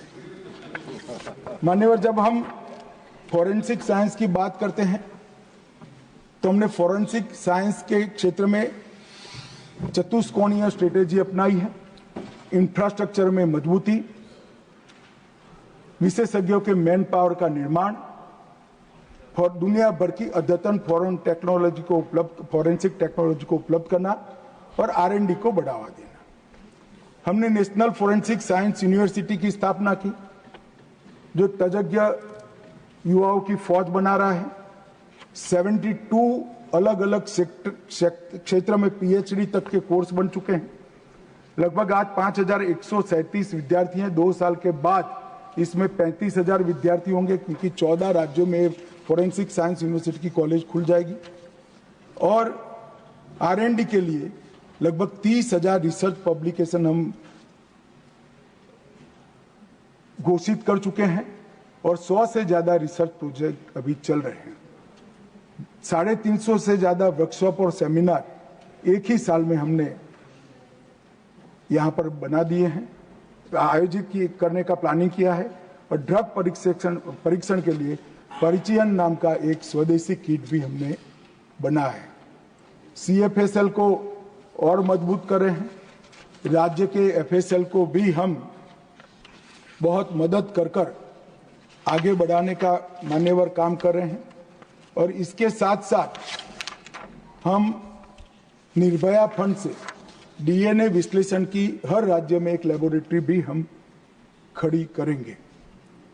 I4C के अंदर राष्ट्रीय साइबर फॉरेंसिक लैब भी NFSU ही तैयार कर रहा है और नफीस को भी NFSU काफी पुख्ता करने का काम कर रहा है। फॉरेंसिक साइंस का ये जो वर्टिकल खड़ा हुआ है, उस वर्टिकल के माध्यम से हम 2 सिद्धि के प्रमाण को बहुत अच्छे तरीके से सुधारने में कामयाब होंगे, उसका मुझे भरोसा है। मान्यवर, आपदा प्रबंधन भी गृह मंत्रालय के जिम्मे है। कई बार कुछ लोग इसको आत्मश्लाघा कहते हैं, परंतु वास्तविकता बताना मेरा धर्म है। मैं 2014 के बाद का आपदा प्रबंधन और 2014 के पहले के आपदा प्रबंधन को अलग दृष्टि से यहां पर रखना चाहता हूं। 2014 के पहले आपदा प्रबंधन राहत केंद्रित था और रिएक्शनरी दृष्टिकोण के साथ बनाया गया था। आपदा आ गई, बाद में आपदा प्रबंधन का काम होता था। जो टूट गया है उसका मलबा हटाओ, जो इंजर्ड है उसको हॉस्पिटल पहुंचाओ और जो नुकसान हुआ है उसका सर्वे करो, सर्वे कर उसको भरपाई करो जितना हो सके उतना। अब बचाव केंद्रित दृष्टिकोण के साथ हम आगे आए हैं और इस देश में गत वर्ष में 2 ऐसी आपदाएं आई है जिसमें 0 मानव जीवन का नुकसान हुआ है। हम भूल नहीं सकते मान्यवर, ओडिशा के साइक्लोन को, गुजरात के भूकंप को, हजारों लोग तहस नहस हो गए। विज्ञान आगे बढ़ चुका है। हमने अर्ली वार्निंग सिस्टम को एडॉप्ट किया है। प्रिवेंशन, मिटिगेशन और प्रिपेयर्डनेस, इसको हमारी नीति का आधार बनाया है और महत्वपूर्ण नीतिगत निर्णय लिए गए। अर्ली वार्निंग एवं पूर्व तैयारी आधारित एक बचाव राहत का काम शुरू किया। राष्ट्रीय आपदा प्रबंधन योजना को पुख्ता किया है। पहले से तैनाती, बाढ़ आने से पहले ही NDRF राज्य में पहुंचती, साइक्लोन आने से पहले ही NDRF वहां उपलब्ध होती है।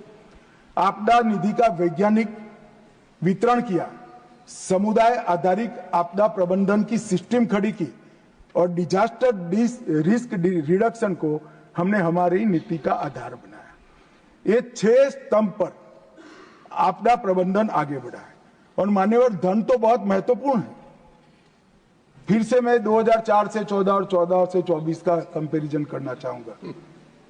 2004 से 14 में एसडीआरएफ की निधि थी 37,727 करोड़। अभी जो लोग विपक्ष के सदस्य मुझे बहुत सारे सवाल पूछते, इसमें एक ही में सारा जवाब आ जाएगा। एसडीआरएफ की निधि थी 37,727। निर्मला जी, आपके समय में एसडीआरएफ की निधि हुई है 1,20,780 करोड़ रुपए। एनडीआरएफ की निधि 27,000 थी, 27,000 करोड़, वो हो गई 80,000 करोड़। मान्यवर, ये बताता है कि किस प्रकार के स्केल से देश को आपदा से बचाने के लिए काम हुआ है। एनडीआरएफ के तहत 83,000 करोड़ रुपया बढ़ावा और एसडीआरएफ के तहत 1,36,000 करोड़ रुपया जारी, लगभग 2 लाख करोड़ रुपया एक 10 साल में ज्यादा गया है, सालाना 20,000 करोड़। और आप सवाल उठाते हो, आंकड़े तो देखो भैया। National disaster mitigation fund 13,000 crore, पहली बार इसको हमने पूर्व तैयारी को, डिजास्टर आए ही नहीं, इस प्रकार की तैयारी का बहुत दूरदर्शी तरीके से हमारे एजेंडा में लिया। अब अर्ली वार्निंग सिस्टम मान्यवर पहले 5 दिन पहले जाती थी, अब 7 दिन पहले जाती। डिजास्टर में 7 दिन मतलब बहुत बड़ा समय होता है बचाव के लिए। एक भी पशु नहीं मरना चाहिए, एक भी मानव नहीं मरना चाहिए। यहां तक भी वृक्ष भी अगर इसका प्रूनिंग ठीक से कर दिया तो वृक्ष पेड़ भी नहीं गिरेगा। 7 दिन का समय मिलता है। अब तक 4300 करोड़ से ज्यादा अलर्ट अलग अलग जारी कर दिए गए। एनडीआरएफ बल की सक्रिय उपलब्धता पहले से 183% बढ़ाई गई। 28 शहरों में रीजनल रिस्पांस सेंटर है। 250 करोड़ के रिवॉल्विंग फंड के तहत इमीडिएट उपलब्ध होता है। नागपुर के अंदर राष्ट्रीय आपदा मोचन बल की एक अलग एकेडमी की स्थापना 2019 में हुई। विभिन्न आपदाओं पर अंतर्राष्ट्रीय स्तर की ये 5 साल में 34 गाइडलाइन बनाई गई है। 112 इमरजेंसी नंबर में आपदा को भी समाहित किया है और अंतर्राष्ट्रीय स्तर पर भारत की भूमिका सुनिश्चित करने के लिए सीडीआरआई की स्थापना की। और मैं गर्व से कहता हूं, इसमें 42 देश और 7 बहुराष्ट्रीय संस्थाएं आज हमारे सीडीआरआई की मेंबर हैं। मान्यवर, दुनिया में कहीं पर भी आपदा आती है, हमारा एनडीआरएफ प्रधानमंत्री तुरंत भेज देते। अग्निशमन के लिए भी हजारों करोड़ रुपया भारत सरकार ने राज्यों को दिया है। बाढ़ के खतरों में कलकत्ता, बेंगलुरु, हैदराबाद, अहमदाबाद, मुंबई, चेन्नई, इसके लिए हजारों करोड़ रुपया दिया गया। ऑपरेशन दोस्त के तहत तुर्की में भी मदद पहुंचाई, नेपाल में भी मदद पहुंचाई। कॉमन अलर्टिंग प्रोटोकॉल का सफल एकीकरण किया गया है। एनआईडीएमएस राष्ट्रीय आपदा प्रबंधन सूचना प्रणाली को सफलता से लागू किया है और आपदा प्रबंधन में श्रेष्ठ काम के लिए अब तक कोई पुरस्कार नहीं था। अब जिसको पूरी देश और दुनिया नेताजी के नाम से जानते हैं, वो सुभाष बाबू के नाम से हमने आपदा प्रबंधन पुरस्कार दी। मान्यवर, 34 गाइडलाइन चालू कर दी, जारी कर दी और 6 नई गाइडलाइनें बनने में। हर 2 माह में गाइडलाइन इश्यू होगा। मौसम, वो एकीकृत जीआईएस आधारित ऐप है जो 7 दिन के सटीक अनुमान देती है। मेघदूत किसानों को महत्वपूर्ण मौसम संबंधी जानकारी देती है।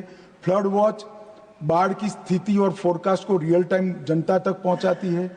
दामिनी लाइटनिंग स्ट्राइक के पहले अलर्ट का सिस्टम बना है। पॉकेट भुवन मैप और सैटेलाइट डेटा को विजुअल और वॉइस नेविगेशन सुविधा के साथ उपलब्ध कराता है। सचेत रियल टाइम जियो टारगेटेड अलर्ट प्रदान करता है। वन अग्नि वर्तमान वन आग की स्थिति की जानकारी फील्ड स्टाफ को देता है। समुद्र महासागर की जानकारी मछुआरों को देता है। भूस्खलन नोडल एजेंसी भूस्खलन अध्ययन की है, जो राष्ट्रीय भूस्खलन सूची को समृद्ध करती है। प्रधानमंत्री फसल बीमा योजना को भी इससे आपदा प्रबंधन से हम काफी इनपुट देते हैं। और इंडिया क्वेक भूकंप के मापदंडों का ऑटोमेटेड प्रसारण करता है। मान्यवर, ये सारी 12 की 12 मोबाइल एप्लीकेशन 2014 के बाद ही बनी है। ये कोई इंसिडेंट नहीं हो सकता। कोई व्यक्ति आपदा प्रबंधन को वैज्ञानिक दृष्टि से, संवेदनशील मन से और परिणाम लाने की दृढ़ इच्छा शक्ति के साथ जब देखता है, तब 10 साल में इतना बड़ा काम है। और मैं निश्चित रूप से मानता हूं कि आपदा प्रबंधन के क्षेत्र में भारत एक प्रकार से समग्र विश्व में टॉप की कंट्री में हम शामिल हो चुके हैं और टॉप मोस्ट बनने का लक्ष्य रखकर हम आगे बढ़ रहे हैं। मान्यवर, इसमें राज्य सरकारों का भी बहुत बड़ा रोल है। मान्यवर, अंतर्राज्यीय और केंद्र और राज्य की समस्याओं के लिए अंतर्राज्य परिषद संविधान का एक उपक्रम है, जो गृह मंत्रालय के अंतर्गत चलता है। राज्यों के बीच में और राज्य केंद्र के बीच में समस्याओं के निवारण के लिए मंच काम करता है। मान्यवर, 2004 से 14 उसमें जोनल काउंसिल की 11 बैठक हुई थी। हमारे यहाँ कोविड के 2 साल बेकार गए, एक प्रकार से 8 ही मिले, पर 11 के सामने हमने 10 साल में, एक प्रकार से 8 साल में 27 बैठकें की और स्टैंडिंग कमेटी की 14 के सामने 33 की और औसत बैठक प्रति वर्ष आपके समय में 2.7 था, हमारे समय में 7 रहा है, अगर 8 साल गिने तो। और समस्या का निवारण, बैठकें तो होती रहती है, बैठक में हुआ क्या? तो आपके समय में 448 मुद्दों का समाधान हुआ था। नरेंद्र मोदी जी के समय में 1280 मुद्दों का समाधान। ये राज्य के बीच में जो समस्या है, ये सालों तक लिंगरिंग रहती है और मान्यवर यहां जो निपटान हो जाता है, उसको प्रगति के माध्यम से मोदी जी स्वयं मॉनिटर करते हैं और राज्य के प्रोजेक्टों को आगे। कई ऐसे प्रोजेक्ट है जो मनमोहन सिंह के दूसरे साल में शुरू हुए थे और मोदी जी के 5वें साल में समाप्त हुए, क्योंकि 10 साल में कुछ हुआ ही नहीं। मान्यवर, ये अंतर्राज्य परिषद इतना प्रमुख साधन है हमारे फेडरल स्ट्रक्चर को मजबूत करने का। और ये जो फेडरल स्ट्रक्चर की दुहाई देते हैं, मैं बोलना नहीं चाहता, बुरा लग जाता है सबको, फिर कहते कटु बात करते हैं। बोलो बोलो क्या, फिर खड़े हो जाते हो भी। मान्यवर, बैठकों में आने की भी फुर्सत नहीं है, खुद का तो छोड़ो, चीफ सेक्रेटरी को भी नहीं भेजते। ये तो गंभीरता है हमारी। खैर छोड़िए, आज मैं राजनीति करने नहीं आया हूं। मान्यवर, एक दूसरा प्रोजेक्ट है हमारा वाइब्रेंट विलेज प्रोग्राम। मान्यवर, मैं भी अनुशासन प्रेषित हो गया था और डॉक्टर ने कहा था कि 90 मिनट के बाद 5 मिनट का रेस्ट लेना है। तो आपका स्टेमिना तो चल रहा है, पर मैं मान्यवर मेडिकल अनुशासन दिखाकर वापस आ गया। मान्यवर, आपकी और मेरी आयु में भी बड़ा अंतर है, काफी अंतर है, बल्कि 2 जनरेशन है। मान्यवर, एक वाइब्रेंट विलेज प्रोग्राम का भी मैं बात करना चाहूंगा।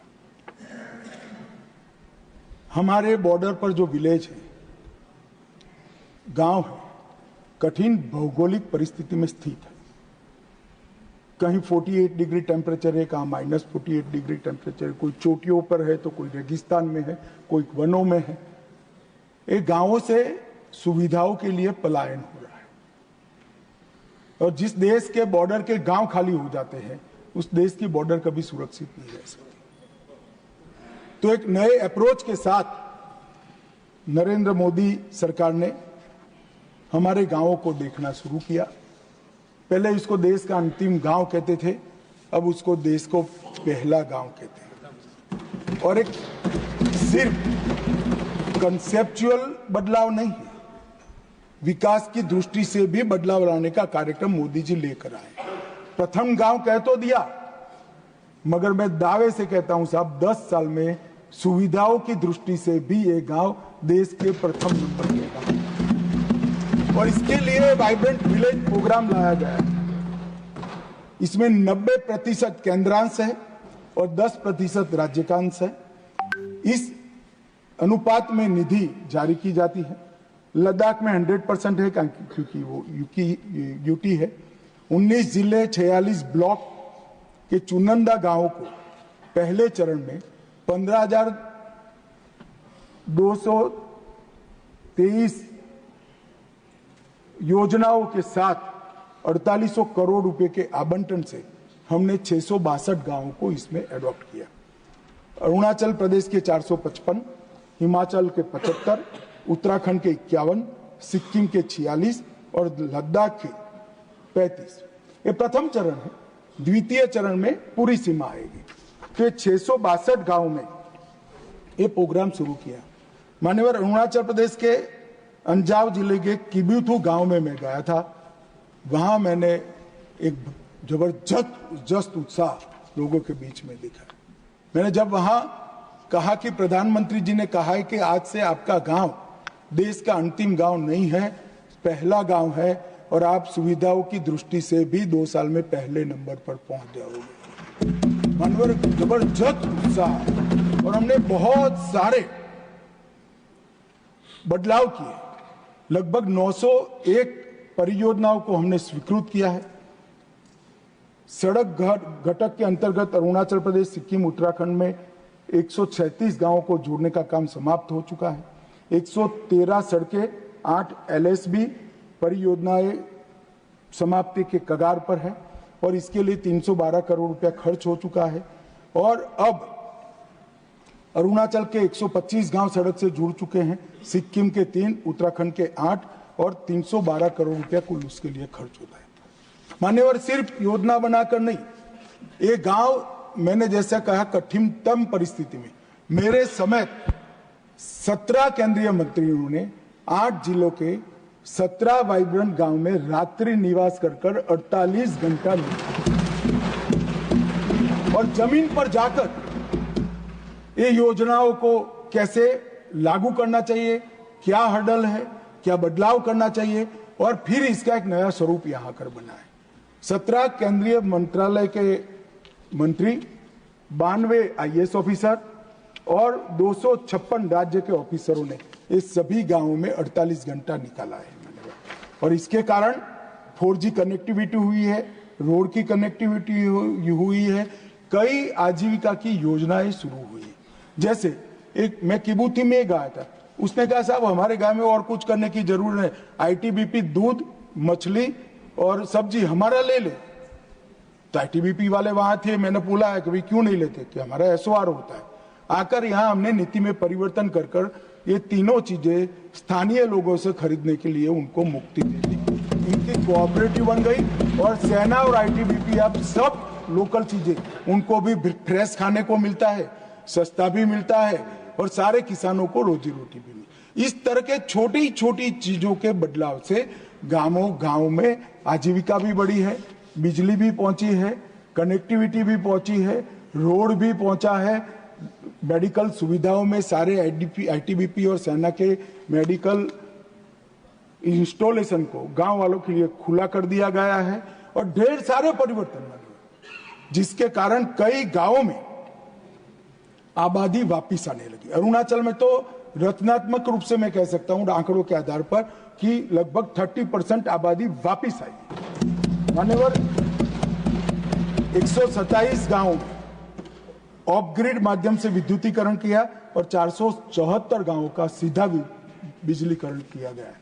पहली बार गांवों में बिजली पहुंची बने पर, और इसके लिए ढेर सारा खर्च भी किया गया है।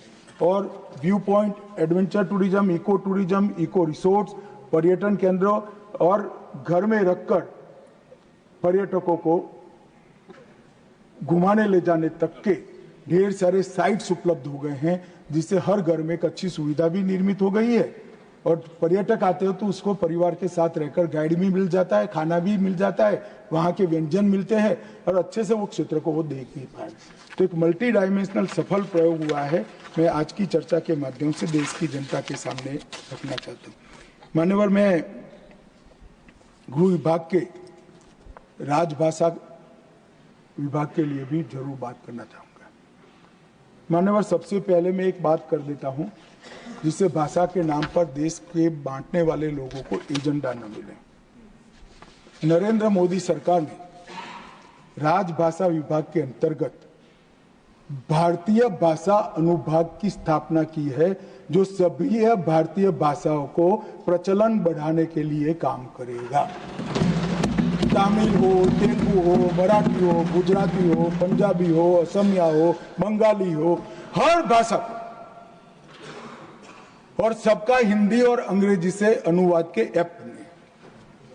और मैं एक बात घोषणा करना चाहता हूं मान्यवर, कि दिसंबर के बाद मैं हर राज्य में किसी भी नागरिक हो, मुख्यमंत्री हो, मंत्री हो, सांसद हो, उसके साथ उसकी भाषा में ही पत्र व्यवहार करने वाला हूं। इस स्थिति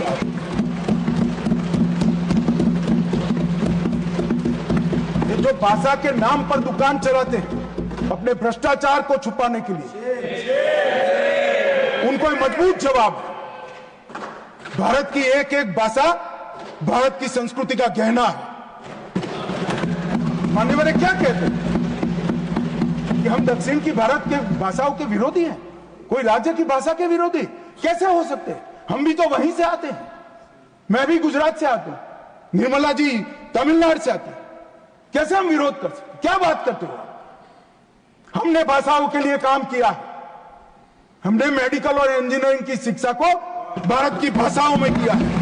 और मैं आज इस मंच पर से कहना चाहता हूं तमिलनाडु सरकार, 2 साल से हम कह रहे हैं, आप में हिम्मत नहीं है मेडिकल और इंजीनियरिंग की शिक्षा को तमिल में अनुवादित करने की, क्योंकि आपके आर्थिक हित जुड़े हुए, आप ये नहीं कर सकते हो। मगर हमारी सरकार आएगी एनडीए की, हम मेडिकल और इंजीनियरिंग का कोर्स तमिल में तमिलनाडु में बनाएंगे। आने वाले भाषा के नाम पर जो जहर फैला रहे, मैं उनको कहना चाहता हूं कि हजारों किलोमीटर दूर की कोई भाषा आपको अच्छी लगती है और भारत की भाषा आपको अच्छी नहीं लगती। भाई, तमिल बच्चा गुजरात में भी काम कर सकता है, कश्मीर में भी काम कर सकता है, दिल्ली में भी काम। आप चुनकर संसद में आकर बैठे हो, कैसे देश की व्यवस्था चाहते? भाषा के नाम पर देश के विभाजन के लिए, देश के बंटवारे के लिए बहुत सारा हो चुका, अब नहीं करना चाहिए। देश आगे बढ़ गया है, आप विकास की बात करिए। आपके घपले, घोटाले, भ्रष्टाचार छिपाने के लिए भाषा का आड़ देते हैं। हम एक्सपोज करेंगे, गांव गांव जाकर एक्सपोज करेंगे कि भ्रष्टाचार छुपाने के लिए भाषा। हमारे और नरेंद्र मोदी सरकार ने भारतीय भाषा अनुभाग का एक नई शुरुआत की है, जो सभी भारतीय भाषाओं को बलवत्तर करेगी। और मैं फिर से एक बार बार मैंने कहा है, हिंदी की कोई भारतीय भाषा से स्पर्धा नहीं है। हिंदी सभी भारतीय भाषाओं की सखी है। हिंदी से ही सभी भारतीय भाषाएं मजबूत होती है और सभी भारतीय भाषाओं से ही हिंदी मजबूत होती है।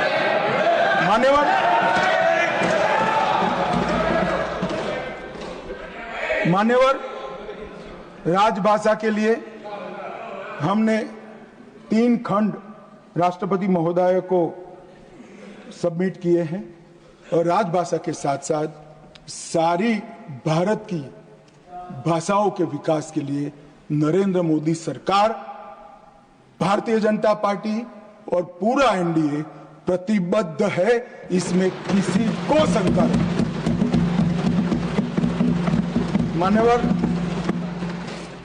हमने पद्म पुरस्कारों का भी लोकतांत्रिकरण किया है।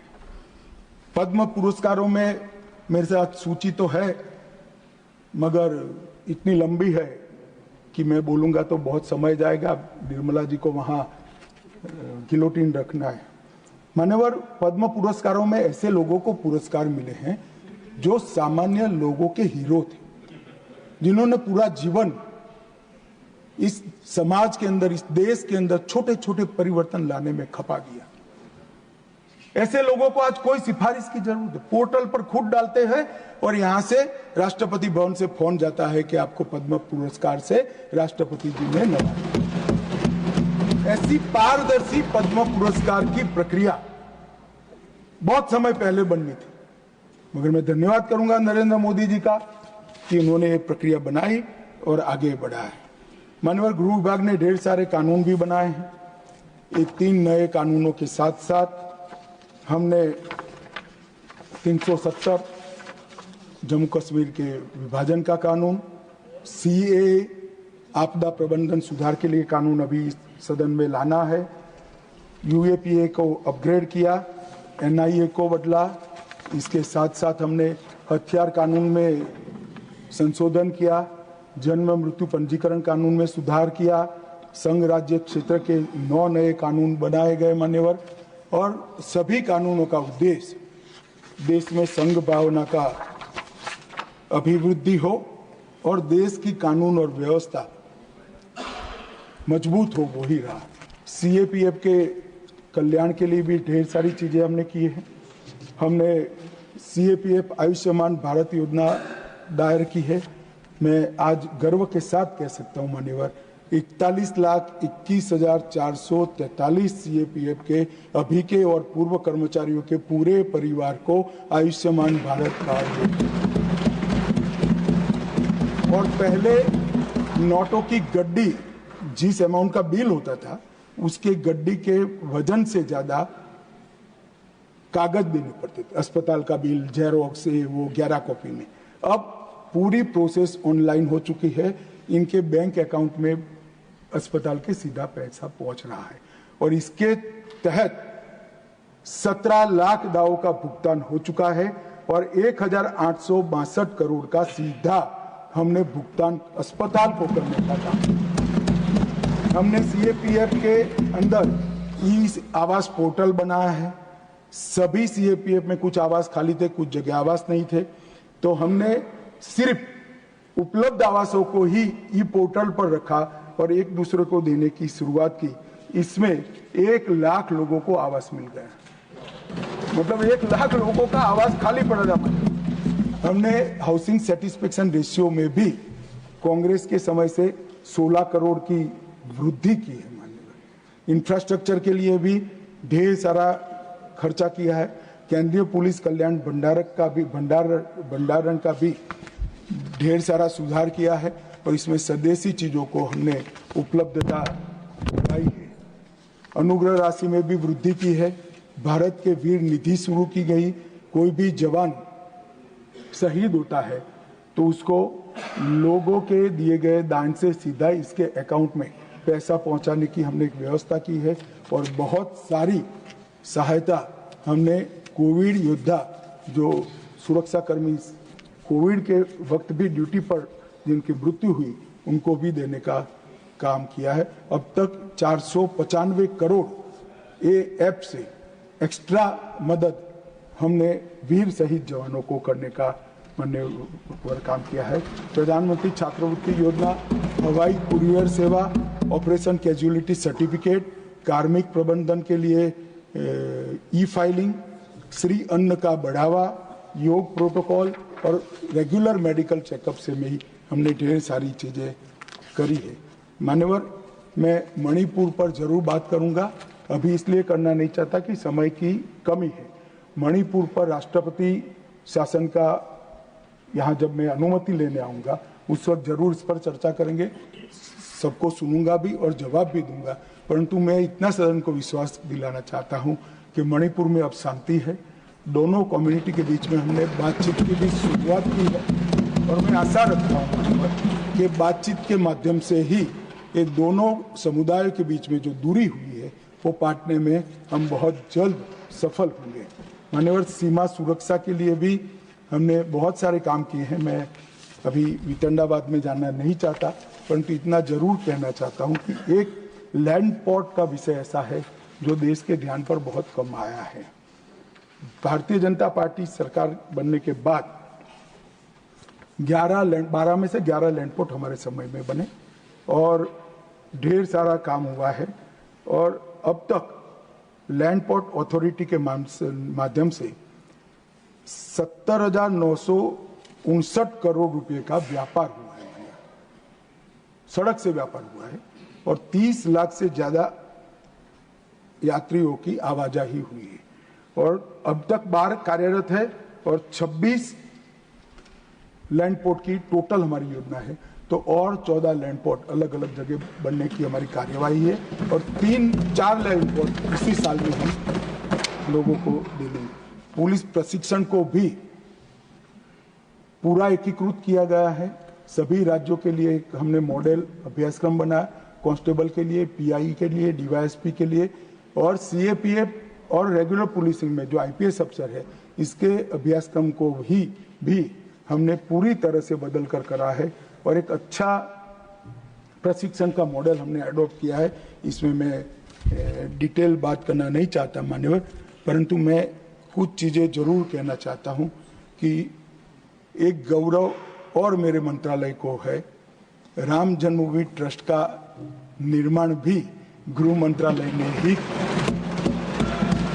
मान्यवर, जैसे 370, 35 सीए और राम जन्मभूमि का ट्रस्ट का निर्माण, ये सारे ऐसे काम हैं जिसका एक करोड़ों लोगों की आबादी वाला देश सदियों से राह देख रहा था कि कोई आदमी आएगा और राम जन्मभूमि नरेंद्र मोदी के नेतृत्व में हमने ये कहा है।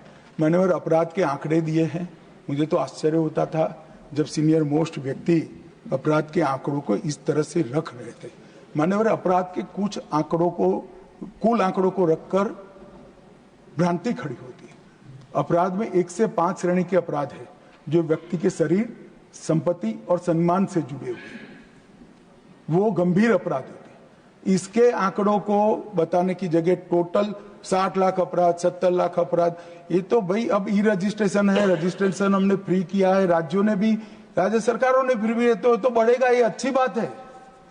इससे क्यों घबरा रहे? व्यक्ति के शरीर, संपत्ति और सम्मान के साथ जब छेड़खानी होती है वही गंभीर अपराध होते हैं। और मैं सभी राज्य सरकारों के लिए भी कहना चाहता हूं, ये 10 साल में सभी राज्यों ने भी अच्छा किया है और कानून और व्यवस्था की परिस्थिति देश में बहुत अच्छी हुई। मान्यवर, एक जमाना था जब आए दिन बम धमाके होते थे।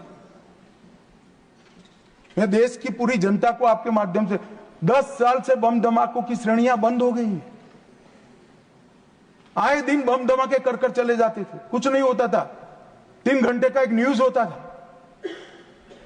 मुंबई के होटल में घुस जाते थे, विमान, अरे एयरपोर्ट, रेलवे स्टेशन पर घुस जाते, घंटों तक, 2-2 दिन तक देश का श्वास ऊपर हो जाता था, कुछ नहीं होता था।